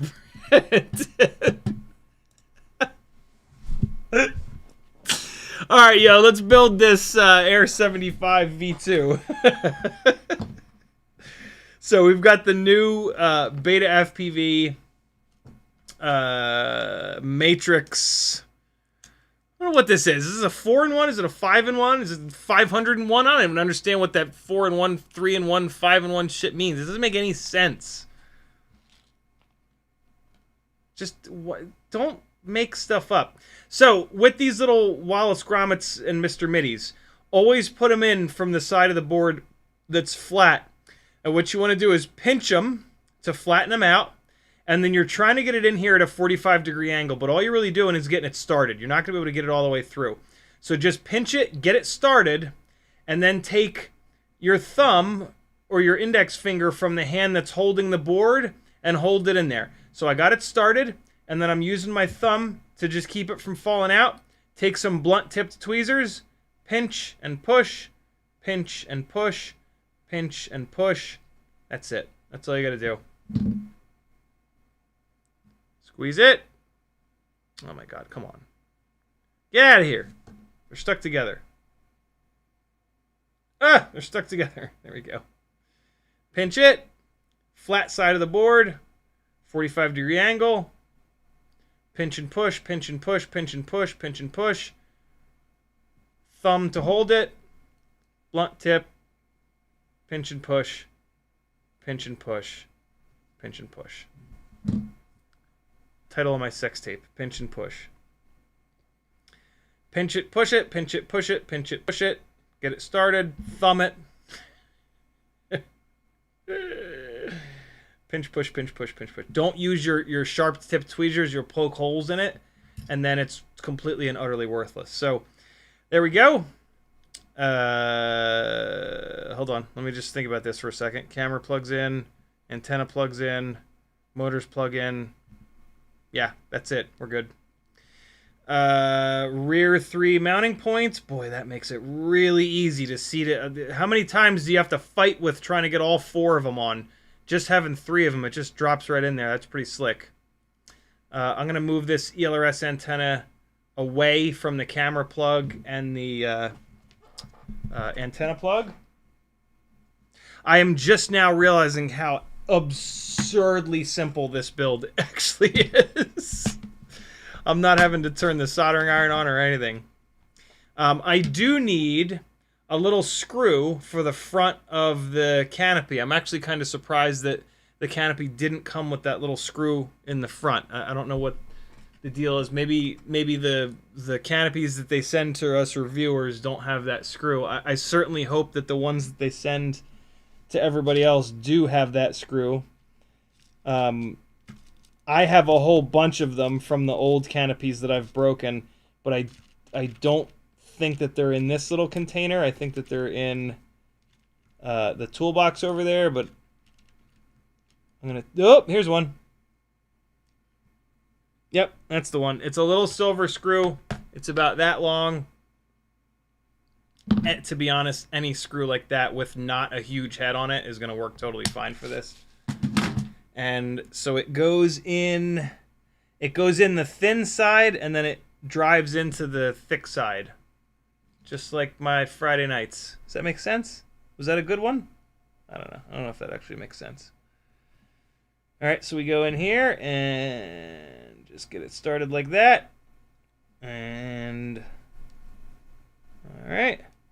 And now before you tighten it, even though they've put some notches in here, just make sure one last time that it's as lined up as possible. And then crank her on in.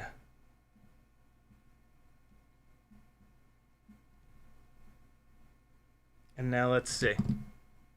Oh, yeah, dude. Yeah, this V2 canopy, way better. Way better than the V1. Cool. It looks like they give you 2 different sets of screws, silver and black. The black ones look like they're a little bit thicker. So, like, in theory, maybe use the silver ones first until the holes in the frame strip out, and then you can switch to the black ones.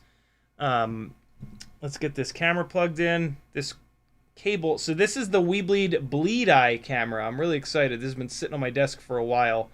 I'm excited to see what this looks like. It comes with the little JST 0.8 plug. And so I'm just going to twist this guy up to make it a little bit shorter. That looks better. All right, so we're gonna get this plugged in.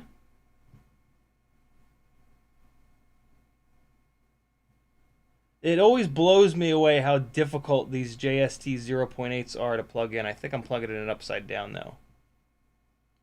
Yeah, it was. All right, so there we go. Realistically, you want to put a little dab of E6000 on there. These little JST 0.8s love to come unplugged. I'm not gonna though because I'm a badass.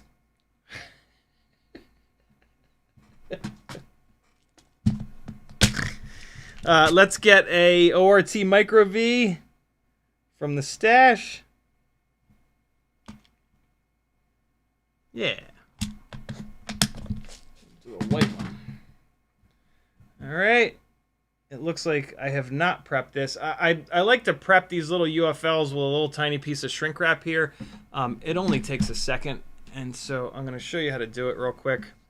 You're going to pick a piece of shrimp wrap that's roughly this thick. It's not big enough to go over the head of the U.F.L.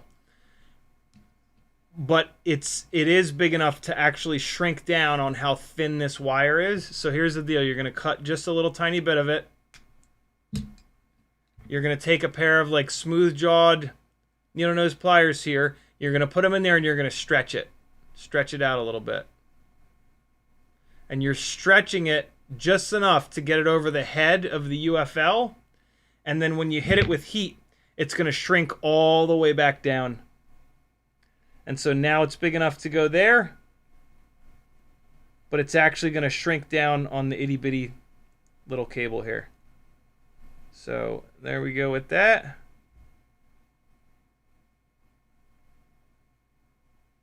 Come on. There we go. That's where we want it.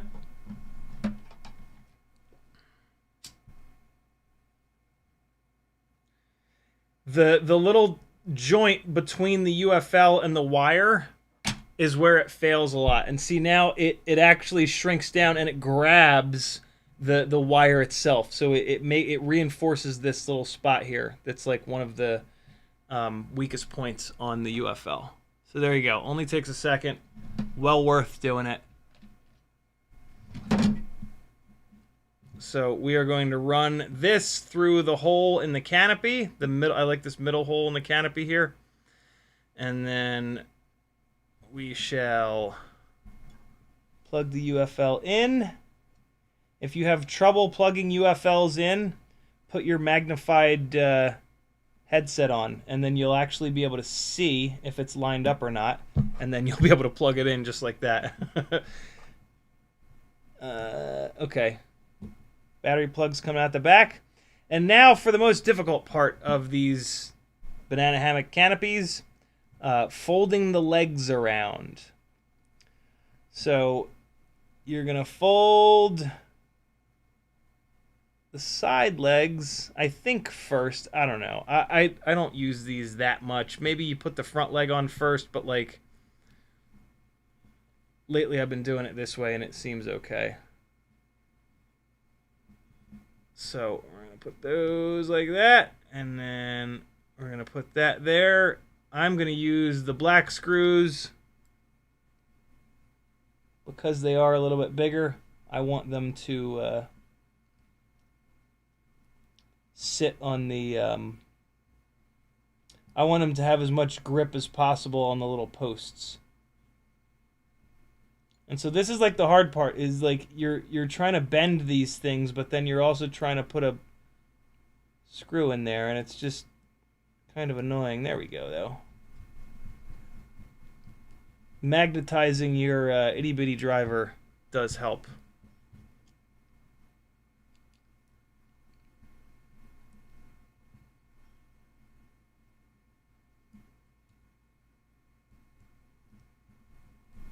All right. There we go with that. And looks like a weird lizard right now. Looks like some kinds of a strange wild animal. Let's do the front one next. Maybe so weird that this front post is just hanging out with like nothing on it. Without that front rubber grommet on there. Very weird. Alright. And last one in the back. And now's when you get to choose your up tilt. Since we're flying freestyle inside the house, we're going to use the very last hole here, which gives, I believe, 20 degrees of up tilt, which is, I wish it would do like 15, but like 20 is a really nice amount. 15 can be a little bit slow. It can feel like you're going a little slow, and there's a decent amount of duct in view. So like 20 is, if you could only have one up tilt for freestyle tiny whooping, I think it would be 20. If you're gonna do 15, it's, yeah, like I have the mounts in both 15 and 20. 15 if you want to go slow. I'm sorry, 15 and 25 rather. 15 if you want to go slow. 25 if you want to go a little bit faster. But yeah, just having it in. Oh man, this sticks out like crazy. Hold on. So they've moved the U.F.L. port to be here. I know what I'm going to do. I'm going to tuck it in like this. I'm going to run the cable like forwards and then back to the U.F.L. port here. Okay, let's come in here like this. And yeah, so the U.F.L. is actually going to be going forwards under the camera, but I mean, it doesn't matter.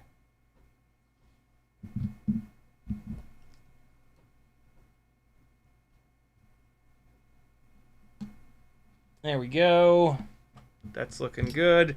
I am going to need to put a little bit of E6000 on that U.F.L. to keep it from popping off, but other than that, we are good to go. The ELRS antenna is kind of tucked in here. That's fine. No, let's run it. Let's run it across. There we go. All right. Plug in a couple motors. And I delivered on the promise of the thumbnail, so you cannot say that this was clickbait. We did the build. That is literally the build. That's outrageous, dude. Anybody could do that. Well, maybe not anybody, but most people could do that. Why bother building it as a bind and fly? Oh, right, because it's cheaper. That's right. Yeah. Although I'll bet you buying this as a bind and fly and then buying these motors as well, I bet you that would be more expensive. But the motors that this bind and fly comes with are actually pretty good. I just noticed that the contacts in here are gold plated. That's pretty cool. I don't know if I've ever seen that before. I think Newbie Drone might have done that at some point.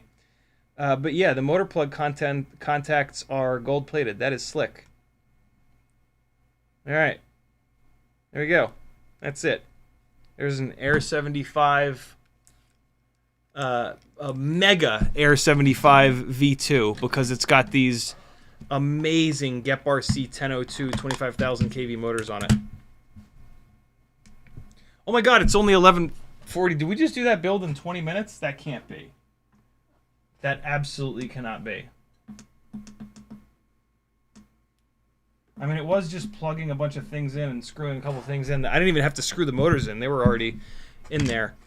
All up weight is 23.9. I'm sorry. Dry weight is 23.9 grams. Not bad.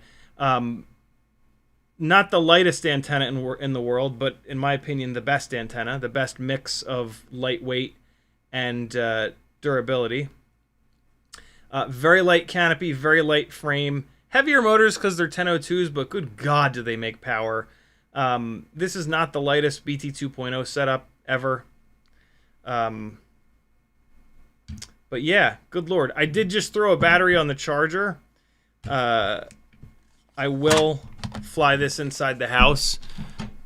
Shit, I mean, we have enough time to put it into Betaflight. Let's see how much of the Betaflight setup I can get done.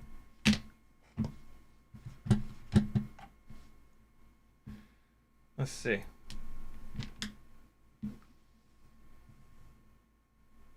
Actually, let me get caught up on chat. I've been completely ignoring you guys. I apologize.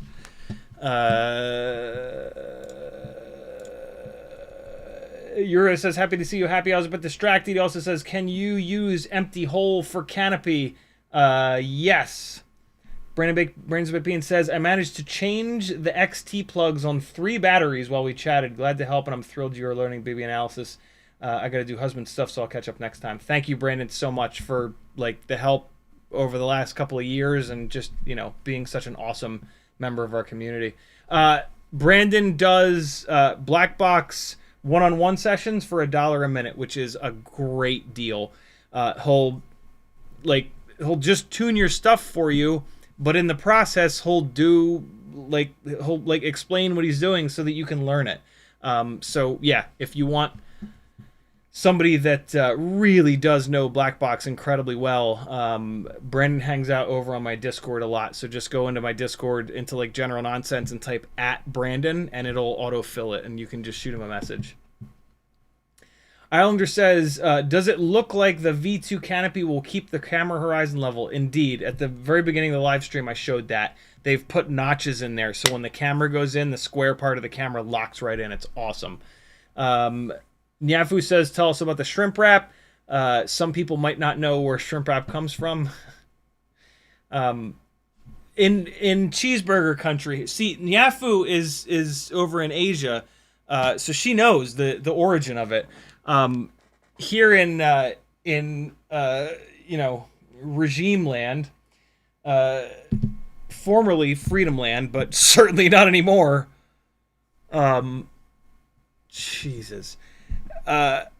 We think it's, well, we've only ever known it as shrink wrap, not shrimp wrap, because, you know, we're all about like manufacturing substances instead of using like nature-made stuff, right? Like synthetic everything here in Ding Dong country. And so by the time it made it here, it was all synthetic, and that's what we call shrink wrap. But previous to that, it was actually called shrimp wrap because they made it. There was only a couple sizes, because the sizes depended on the sizes of the shrimp that it was made from. It was actually the shrimp's exoskeletons, and you could remove the exos. I used to be able to get through it without laughing.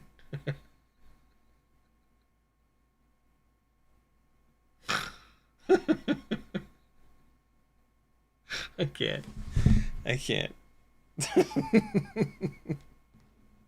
It was a whole big thing. PETA got involved. They didn't like that they were removing the shrimp's shells and letting the shrimp die. It was a whole big thing. And then so, you know, started making it synthetically.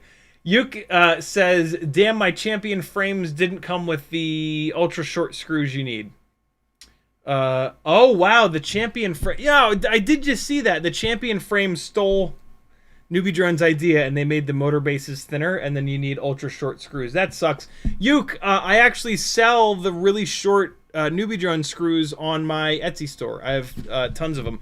I assume that they're the right length, but yeah, I can't guarantee that because I don't have one of the champion frames, but yeah. Yuk says, my screamers also didn't come with screws this time. Not that I could use them anyway. I think the Newbie Drone screws might work. There you go. Nyafu says, I highly recommend doing an ultralight 2S 75mm with a modded light AF 75 frame on 802 motors. Mine sags 0.1 volt when flying, 0.25 volts on punch-outs. Insanely fun to fly. I've done super lightweight 75s. They're great, but it's still too heavy for indoor stuff. And then outside, it gets pushed by the wind too hard. And so the ultralight 75 thing is something that I've never totally come to grips with. If like on a totally windless day outside, it might be fun, but then you don't have enough mass to throw it up over stuff. What I really loved about these Gep RC 1002 25,000s, and what I really love about all the 2S 75mm builds, is that they have like mega power and they have a little bit of extra weight so that they have some momentum so you can kind of toss them up over stuff. When they get super lightweight, you get really good power to weight ratio, so they accelerate really quick. But then as soon as you come off the throttle, they don't have enough mass to like push through the air. So they do that toothpick thing. They fly a lot like a little tiny toothpick where like they accelerate really quick and they're really accurate like a little scalpel, but they just don't have that like I like a nice mix of throw but lightweight enough to be accurate. That's always like, you know, when you all hear me talking about like flight characteristics, that is one of the biggest things in the flight characteristics of a quad is like what's the power to weight ratio, but also what's like the prop size to weight ratio. Can you actually like jump off the throttle and get any real momentum? Do you have enough power to get it? And you can get that a couple ways, right? Like if you put really high kV, really powerful motors on, then you can get the thing moving very quickly. And so even if it's really lightweight, if you get it moving really quickly, it will travel a little bit. But it's just and it's just like a feel thing. Like after you know tens of thousands of batteries, there's a certain like mix of those things that you kind of want. And I build stuff that when I do builds, I try to get them as close as possible to that sort of mix of things. Hopefully that makes sense. Captain Kazi's in the house again. What's up, brother? He says BetaFPV lists the champion versions as motor solder, not JST plugs. FYI, absolutely. We talked about that the other day when I reviewed the rig. The champion Air 65 and maybe the Air 75 as well. It uses the version of their board that does not have solder plugs, and it is direct solder. The Freestyle and the Race are both plug-based. Uriel says, did you look through satellite Google Maps where I am for now? I did not. I don't do that. That feels a little creepy. Nyafu says, I meant a 2S75 with 802 specifically. Wow. 2S ultralight. I've never done that. I mean, my 2S setups are not heavy, but they're also certainly not lightweight. You may have seen my adventures with the sub 20 gram 2S75 build last month. And then Four Little Pigs says, thanks for the stream. Been watching while waiting to fly. Crane a blade on a wind turbine. Oh my god. I am very jealous of that. I've always wanted to fly a wind turbine, and just because I've always wanted to lock in with the blade and just try to absolutely freeze frame the blade and chase it all the way around. It's super interesting because you got to go real hard on the throttle and then you got to jump off the throttle. You're doing a massive Matty flip, which is also super interesting. And then so you got to like throw it up over and then pick the throttle back up to... I've seen a couple people do it pretty good, but I've never seen anybody like really absolutely nail it. And so it's going to be me. I'm the one that's going to do that. Let me scroll up a bunch. Because when we got all nerdy with Blackbox, I know I missed a bunch of chat comments. Yuke says, figured it would be decent for inside. Nyafu says, for being homophobic, he sure has an incredibly gay channel banner. Striker says, been in several calls with that person. The things he says in person make me want to vomit. Genuinely disgusting. It's like he lives in a completely different world than others. He literally talks about knowing Izzy and her playing hard to get. It's just awful. I did not know that it was as bad as it is. It's really, really bad. Super gross. Super gross. Angular FPV says, well, it's Snowmageddon here in Indiana, so we're happy to at least have logs. Yeah, right? Well, if you can't fly inside, just fly logs inside. Nyafu says, sorry for... Oh, no, we got that. Euro says, you have to test them because the price different. Each 4 reds. Lot different. My mistake, I think. A wrong store on Alley. Not sure what that means. Raptor says, I fly FPV for the military. Oh my god. And at the latest class, they gave all the guys a custom-built 65mm tiny whoop. No way. Bri-brain canopy, weed lead motors, external TBS receiver, and 6 batteries. You'd be proud. Wow, I wonder who built those. Jesus. Euro says, I was happy it worked, so now we know we can repeat. Nyafu says, do you think we'll eventually use AIOs for 5-inch builds? There's been a few 50-plus amp AIOs released in the past few years. Seems to be getting way better. Could save weight and space. People already are. There's a bunch of 5-inch builds flying around with those $100+ AIOs. I think it's pretty silly, but it'll happen more and more.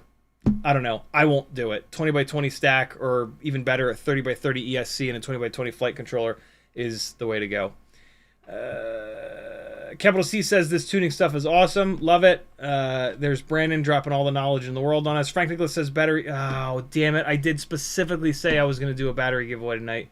We're going to do it on Friday. I promise again, we're going to do it on Friday. It's just too late to do it. It'll take up the rest of the stream.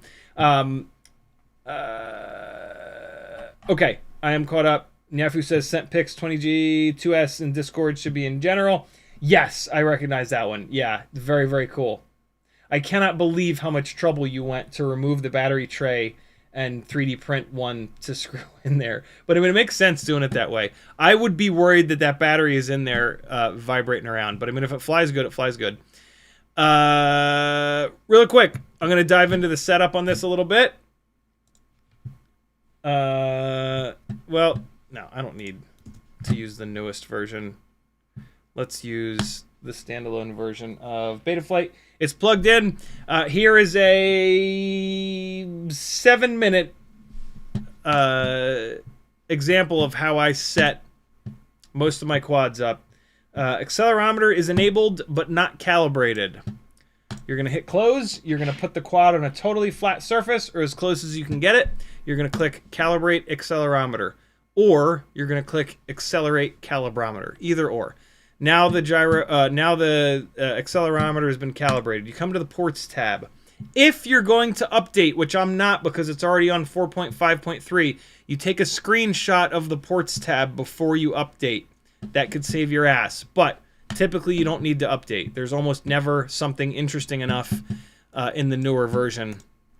Just fly them on the firmware that they've got, unless it's like super out of date.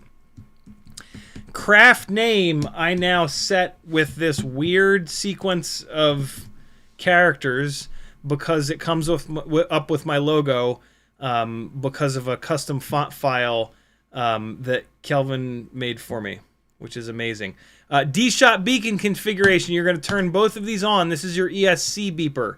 I should have already done something that I kind of missed, but we'll look at it again in a second. Air mode is not permanently on for me. LED strip, that's fine, whatever. OSD, definitely you want to be on. Save and reboot. After you calibrate the accelerometer, in this image, you're going to take the physical quad in your hand. You're going to go nose down, nose up. Hold on. You're going to go nose down. What the hell? Why is it going at a 45? I've never had it go at a 45-degree angle before. So that ain't right. It's not going perfectly nose down. It's not going perfectly nose up. It's 45 degrees off. That's a first. You're going to fix that right here, yaw degrees. So I'm going to try 45. Save and reboot. Weird. That must just be how the gyro is oriented. It must be oriented. This is nose down. This is nose up. This is roll right. That ain't right. This is roll left. Roll left is actually nose down. That's not right. So configuration. I think it's going to be 206. You can just keep adding. At this point, it's correct, but it's 90 degrees off. So you can just add 90 degrees. Try it again. See if it's right. Add 90. I think in our case, I need to add 270. And I'm not very good at math, so I'm going to go 270 plus 45 equals 315. I think 315 is going to be the right number here. Let's see if I'm right. Save and reboot. Connect, nose down, nose up, roll left, roll right, yaw left, yaw right. Now we're good. Power and battery should be set up properly. Failsafe, since it's a tiny whoop, I'm going to go from 1.5 seconds to 3 seconds. Save and reboot.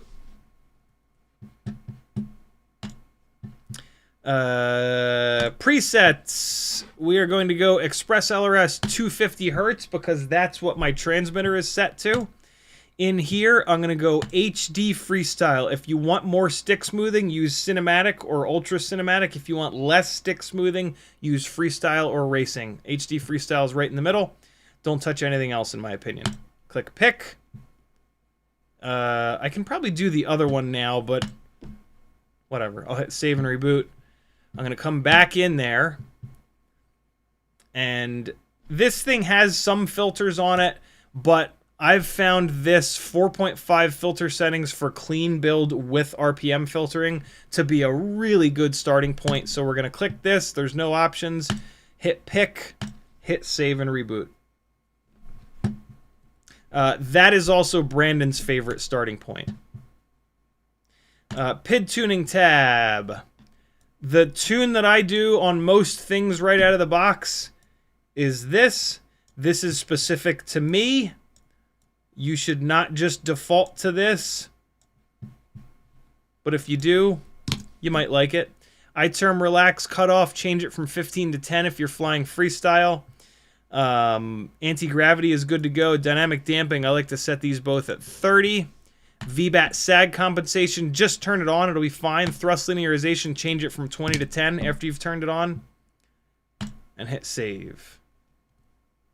I don't think that we can't turn on the well, we can turn off the dynamic idle. Let's see if the dynamic idle works. I think it does. 30 is a good starting value for the dynamic idle. Click save.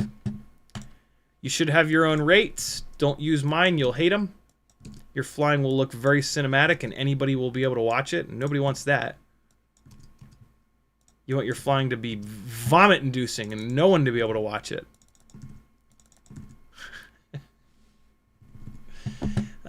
Save that. Filter settings. So these are the defaults from that preset that we put in here. Since this is a plastic frame tiny whoop, we are going to turn the gyro RPM filter harmonics down to 1. Look at that 300 Q factor. I'll be damned. Everything else looks fine. Save it. Receiver tab. Let's see if this thing will bind from the bind receiver button. My Naminmo module here has a screen on it, so I can actually just go in here to bind mode and press to send bind request after I've clicked the bind receiver button. Sometimes that works. Sometimes it doesn't. Doesn't look like it does in this case. That's okay.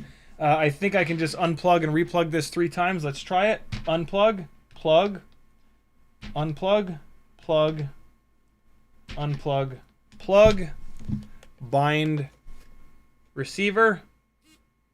And this just vibrated, which means that it did bind.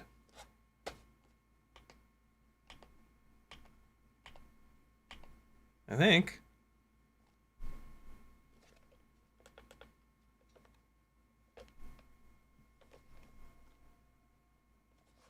Let's power cycle it and see what happens. Is there a bind button on there that I missed? Yep, there we go. We're good. So it is bound. Let's come back into Betaflight here. Let's connect. And we'll go to the receiver tab. Now we can see we've got moving sticks. Go into the bottom left and take a look at these numbers. All of these numbers are like 989, 992, 993, 989. And so my stick low thresholds, I can move it down a little bit to 1,000 because they're all just barely below 1,000. Now I'm going to take these sticks, I'm going to go upright, and they're all just barely above 2,000, so I can take the stick high thresholds and set that to 2,000. RC deadband value of 4 is what I prefer. Yaw deadband value of 4. All of our gimbals have a little bit of jitter. This kills that jitter. Channel map is obviously wrong because this thing is flipping all around. My personal channel map on my transmitters is this last one, TAER. Your transmitter is probably not like that. Now we're good to go. The preview matches what we've got. Flip it around. Yaw. Pitch. Roll. Whee! Don't need to touch anything else in here. Hit save. Modes. Add range. Flip the switch that you want. It'll automatically pick that channel. I want it to be armed. When it's up here, you can see this little yellow thing moves with the switch position. So in this switch position, I want it to be armed. So I bring the range so that it's in that range. I flip the switch to where I want it disarmed, and I'll make sure it's out of that range. Horizon, add range, flip the switch. I want horizon mode on when it's in that switch position. Put the brackets around it. Beeper, add range, flip the switch. I want beeper to be when the switch is in this position. Put that in yellow. Blackbox, add range, this switch position in here. Air mode, add range, flip your momentary switch. When the momentary switch is down, where it is now, I want it to be on. When I pull the momentary switch, I want it to come out of the range, and that'll turn air mode off. Flip over after crash, add range, middle switch position is what I want. It's already there, great. And that's it. You can put on launch control if you want. It's fun. I haven't been using it much lately. Adjustments tab. This is how I do the wacky OSD setup. Enabled aux 2, because that's the switch I wanted on. Full range, because I want 3 different switch positions. OSD profile selection here via channel aux 2. Save that. I have a chunk of CLI text which sets my OSD up exactly the way I want it here. Also, I have a chunk of CLI text for crash prevention. So crash prevention is there. And then OSD with stick overlay chunk of CLI is here. Copy it and paste it. Type save. My OSD is done. With the multiple OSD setups. Basically, in these top 2 switch positions, I have full OSD. In the all the way down switch position, I have no OSD, but I do have warnings. So I will get battery low warnings. In the modes tab, there is a OSD disable. You don't get low battery warnings when you do that, and you destroy your batteries because you don't know where they are, and you get all excited about flying, and then your shit falls out of the air and catches on fire and burns your house to the ground, killing your whole family.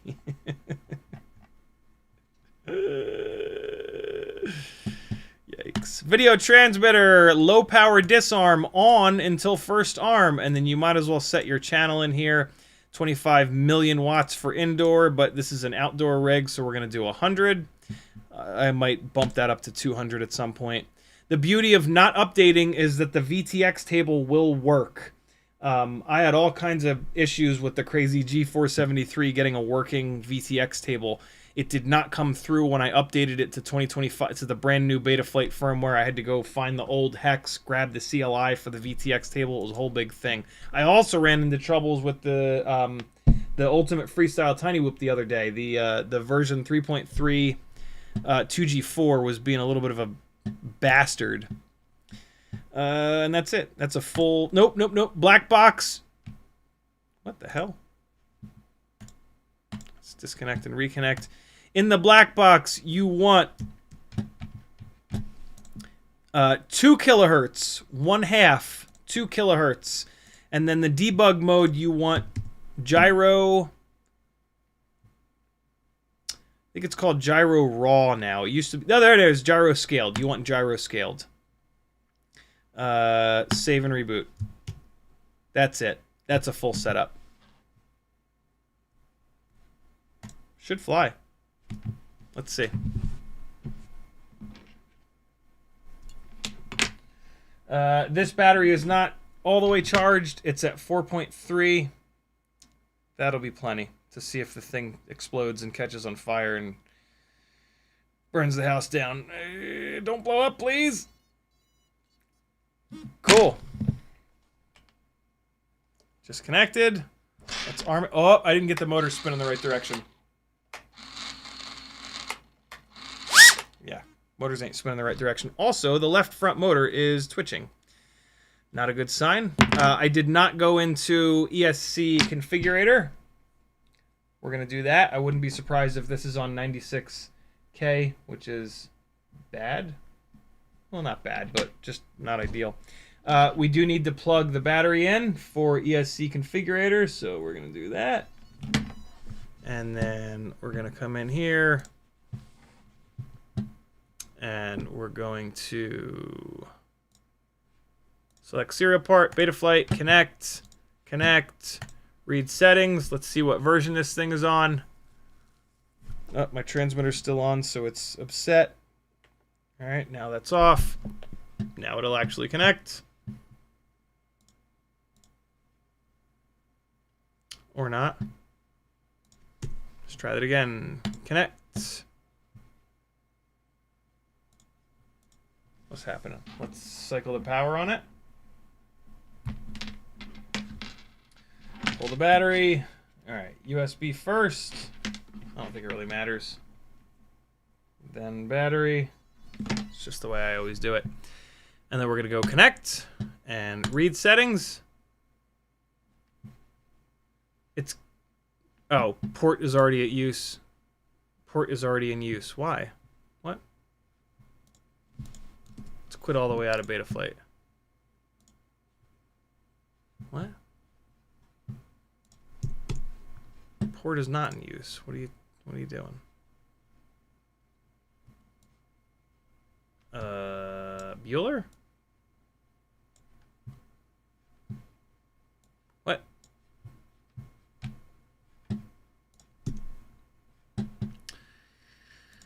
What's happening, little buddy? Why won't you connect to ESC configurator? Let's try this.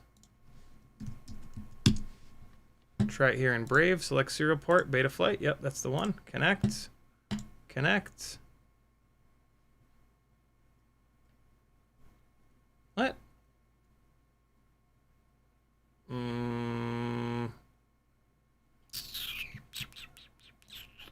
Okay. Betaflight's not running somewhere weird, is it? Connect. What? I already did close Betaflight. Power cycle it again. Why is there a mosquito over here? Get the hell out of here. Connect. Read settings. Wow, it didn't like that it was... Nope. Port already in use by another application. I might need to restart the computer. That's odd. Betaflight's not running. I mean, well, no, I quit out of Chrome completely. Ooh, that's odd.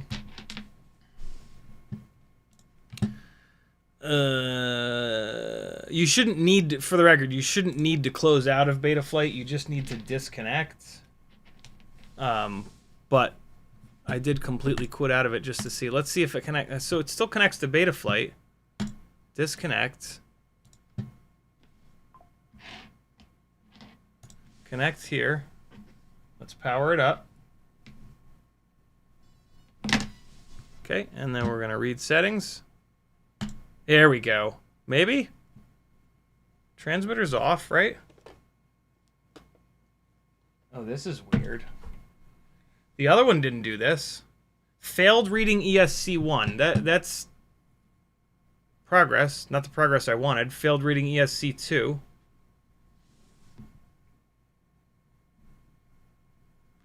Transmitter's turned off.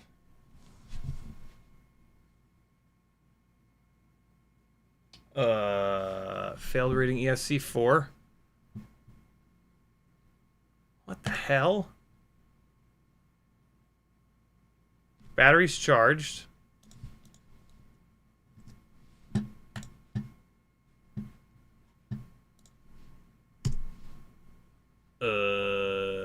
What?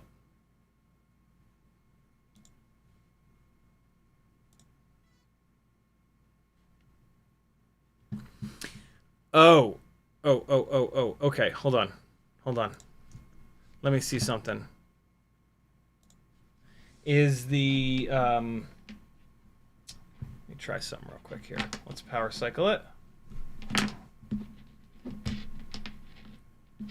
All right, let's go into the motors tab in Betaflight and see if there's anything weird going on. Bidirectional D-shot is turned on. 14 motor poles is wrong. I'm going to change it to 12. That wouldn't have anything to do with it. D-shot 3, I was hoping that it would be on like multi-shot or something, but it's not. It is on D-shot. Let's save and reboot. Here's another little thing that we can do. We can power it up and see if we have any error in Betaflight. So let's do that. Let's power it up. Motors tab, and we don't. So there is a good connection between the ESC with bidirectional D-shot. It'll probably even spin the motors. Yep. It even spins the motors. Let's disconnect. And let's just try this again. Read settings. Trying to read 4 ESCs. Oh man, come on, dude.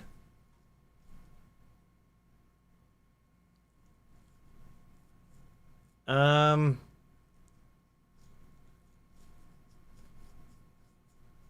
you guys watching the stream? You're just suggesting the same things over and over and over again. Hey, here we go.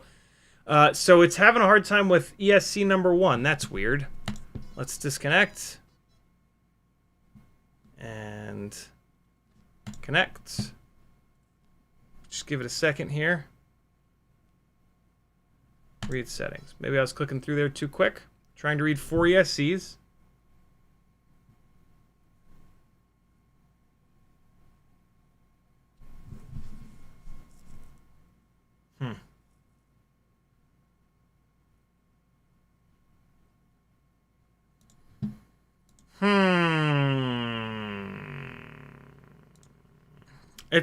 It's going very slowly.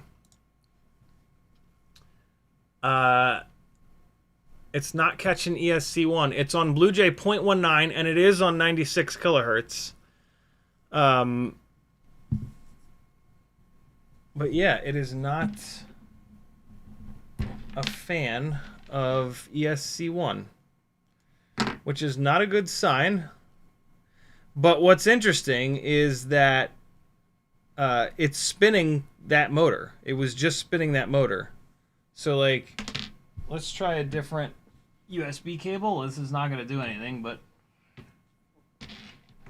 just for the sake of doing every single troubleshooting step on Earth, let's go for it. So it's powered up on USB. Plug a battery in. I can feel that motor 1 is getting those beeps. Let's try this. Open port selection. Click Betaflight. Connect. Just be patient this time. Let me just be a little patient here. Connect. It sees it. Battery 1S at 4.02 volts. Great. Okay. And read settings.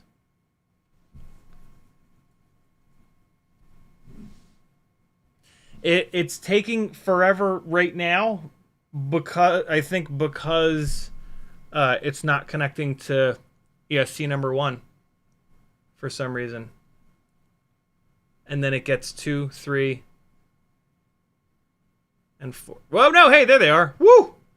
Wow, this thing's acting weird, isn't it?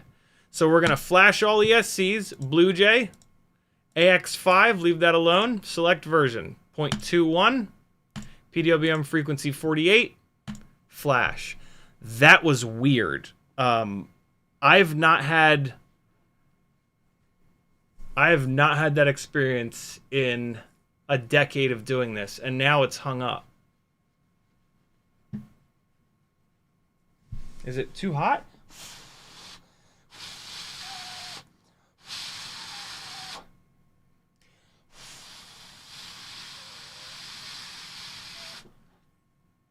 No.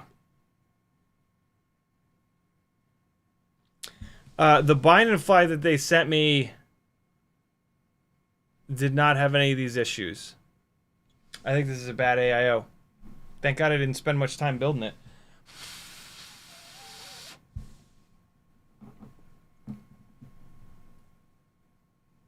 Is it the JST plug, maybe? No? No? Wow. That's not good.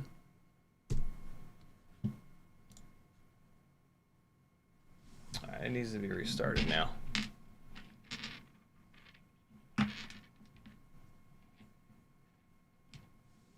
Plug this back in. Try this one more time. Connect.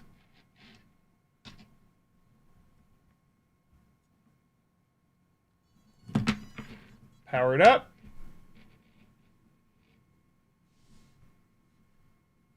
Read settings. Oh man, it is very upset. Disconnect. Connect.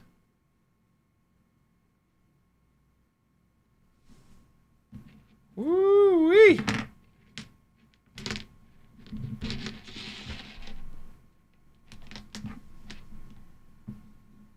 Try something.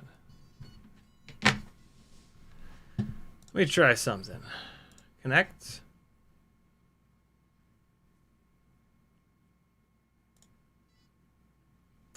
Wasn't there a melody button? Melody editor button? I was going to try clicking that. Capital C put something in the mail for me. Screwdriver Wednesday. Thank you for all you do. Thank you, dude. Can't wait to check it out. Break Faded says, late ordered Air 75-2 straight from BetaFPV. How do you feel about the new models having tri and no bi blades? It's fine. I mean, you should be buying a bunch of props anyway. Okay, it made it this time. Let me try this real quick. Melody editor. Play. Okay. Accept, maybe. Close. In the other screen, it said something about click melody editor. That played through the computer speakers, though. That's not really what I wanted. Let me just try something here. Let me move this down and hit right settings and just see what it does. It hangs up.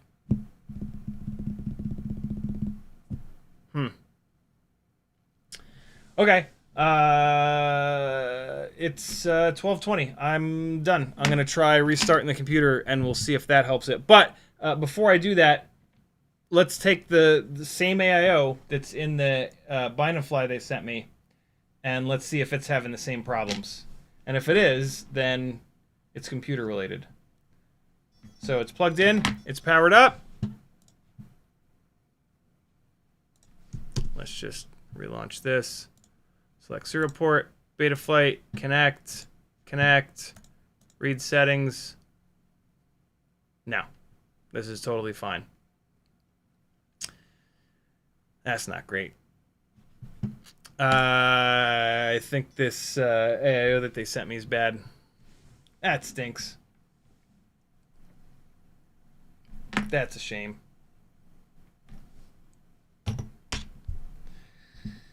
I got what I paid for. Let me try one more thing. Let me try turning off bidirectional D-shot. Betaflight. And connect. And motors. And bidirectional D-shot being turned off. Save and reboot. Alright. Betaflight's not connected. Let's click connect here. Let's plug a battery in. That's okay that I didn't write the melody. I didn't want to. Click read. Nah, same deal. Trying to read for you. It's hung up here.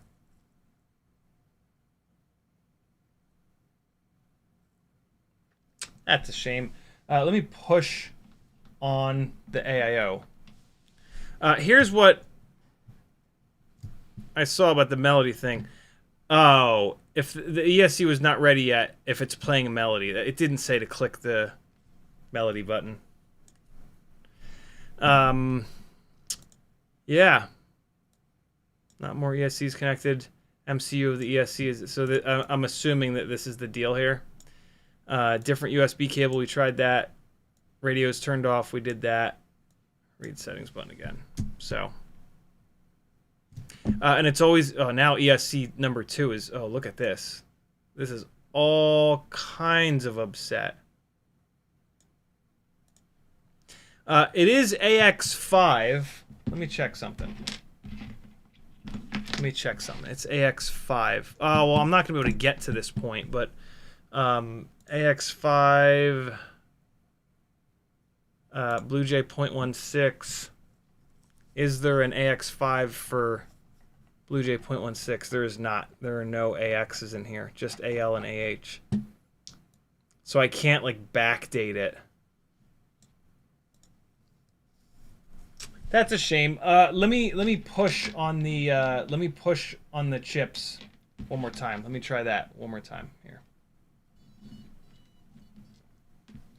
Take a little piece of plastic here, and we're gonna hit connect and read settings, and then I'm just gonna push on a bunch of these guys on the bottom here, just stabbing away with a piece of plastic. Stabby, stabby, stabby. I ain't doing nothing. Push on the top. But usually the ESC chips are on the bottom, I think. Just kind of pushing at random. No, it's still all jacked up. That's a shame. All right. I'll let BetaFPV know. This is why they, in theory, the stuff that they send out to us for testing is not totally finalized. And sometimes that's what happens. I am going to try restarting the computer, but the fact that this one was fine is not encouraging. But I'll restart the computer. That's a good idea, McShaky. Try BLES. I still have it. But it won't work in BLES because it has BlueJ. It's playing the BlueJ song. I got the sound notification, but nothing came up on the screen. That's weird. BLHeli configurator. Let's see what happens, just out of sheer morbid curiosity. I was looking forward to flying this thing on these 12 amp ESCs. Islander FPV says, if you can correct the motor direction in Betaflight, it should still fly, just wouldn't be able to change the ESC frequency, right? Yep. It'll be stuck on 96. But although motor 4 was twitching, so I kind of need to go into the ESC software to bump up the starting value. So it might actually not fly. BLHeli configurator. Oh, it's so old. It won't see it. No, it's because I don't have power going to it. Let's see. Power it up.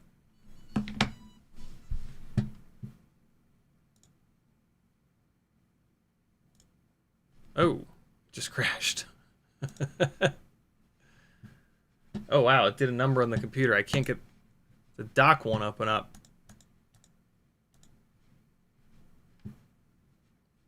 I can't get to the fucking dock on the computer. Maybe the computer... Oh, there it goes. Maybe the computer does need to be restarted. Oh, wow. Yeah, it just bombs. Oh, no, there it is. I can't say manual, though. There we go. USB... Nope. All right. BLHeli doesn't work anymore. Damn. Well, I think BLHeli is making the computer angry. I can't get the dock opened anymore. I'll restart the computer. Maybe it'll work. It won't. Thanks for hanging, friends. CiottiFPV.com if you like what I'm doing and would like to see it continue and would like to see me test more stuff. Patreon is the best way you can support me.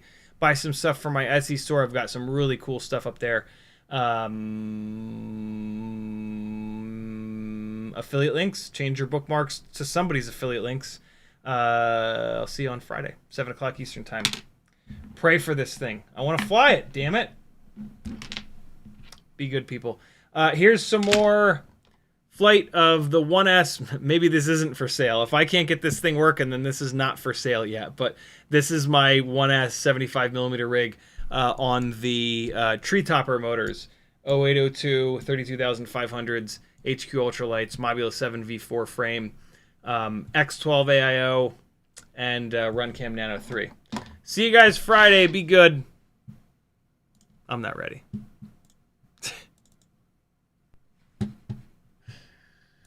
I'm almost ready. Here we go. Later, people.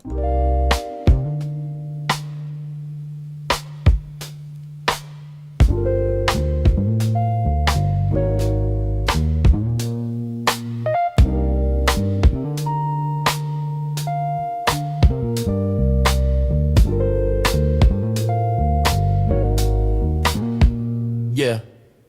Out in the yard where the grass grows wild, CiottiFPV's goggles locked, grinning like a child. Teddy spaghetti's, fur flies, and jet wash dreams.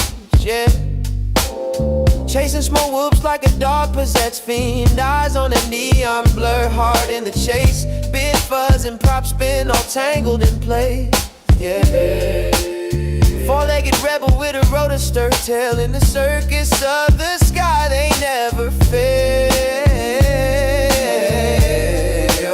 CiottiFPV, Teddy spaghetti, dynamic duo kings, barking at the breeze, throttling at top speed. They zooming through hoops, flipping in style. That schnauzer's got throttle and a toothy smile.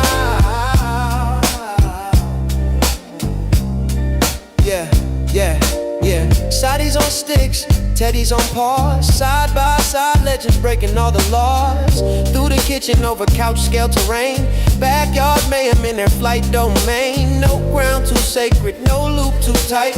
Fuzz, fuel, fury ignites the night. When pilot and pup lock eyes on the prize, every whoop they conquer is a fresh cut surprise. Yeah. Yo, Sadi behind the sticks, Teddy's leading the pack. Prop guard missiles unleashed, never looking back. No leash, no map, just freestyle Mike. They on the dog drone streets every day and night. Said whoops, hitting low, gotta nail the dive. Teddy push throttle up, feel the beast come alive. I see the neon arc, got the sticks locked in, Teddy. Yeah, let's rip this loop, ride the roar of the wind, Teddy.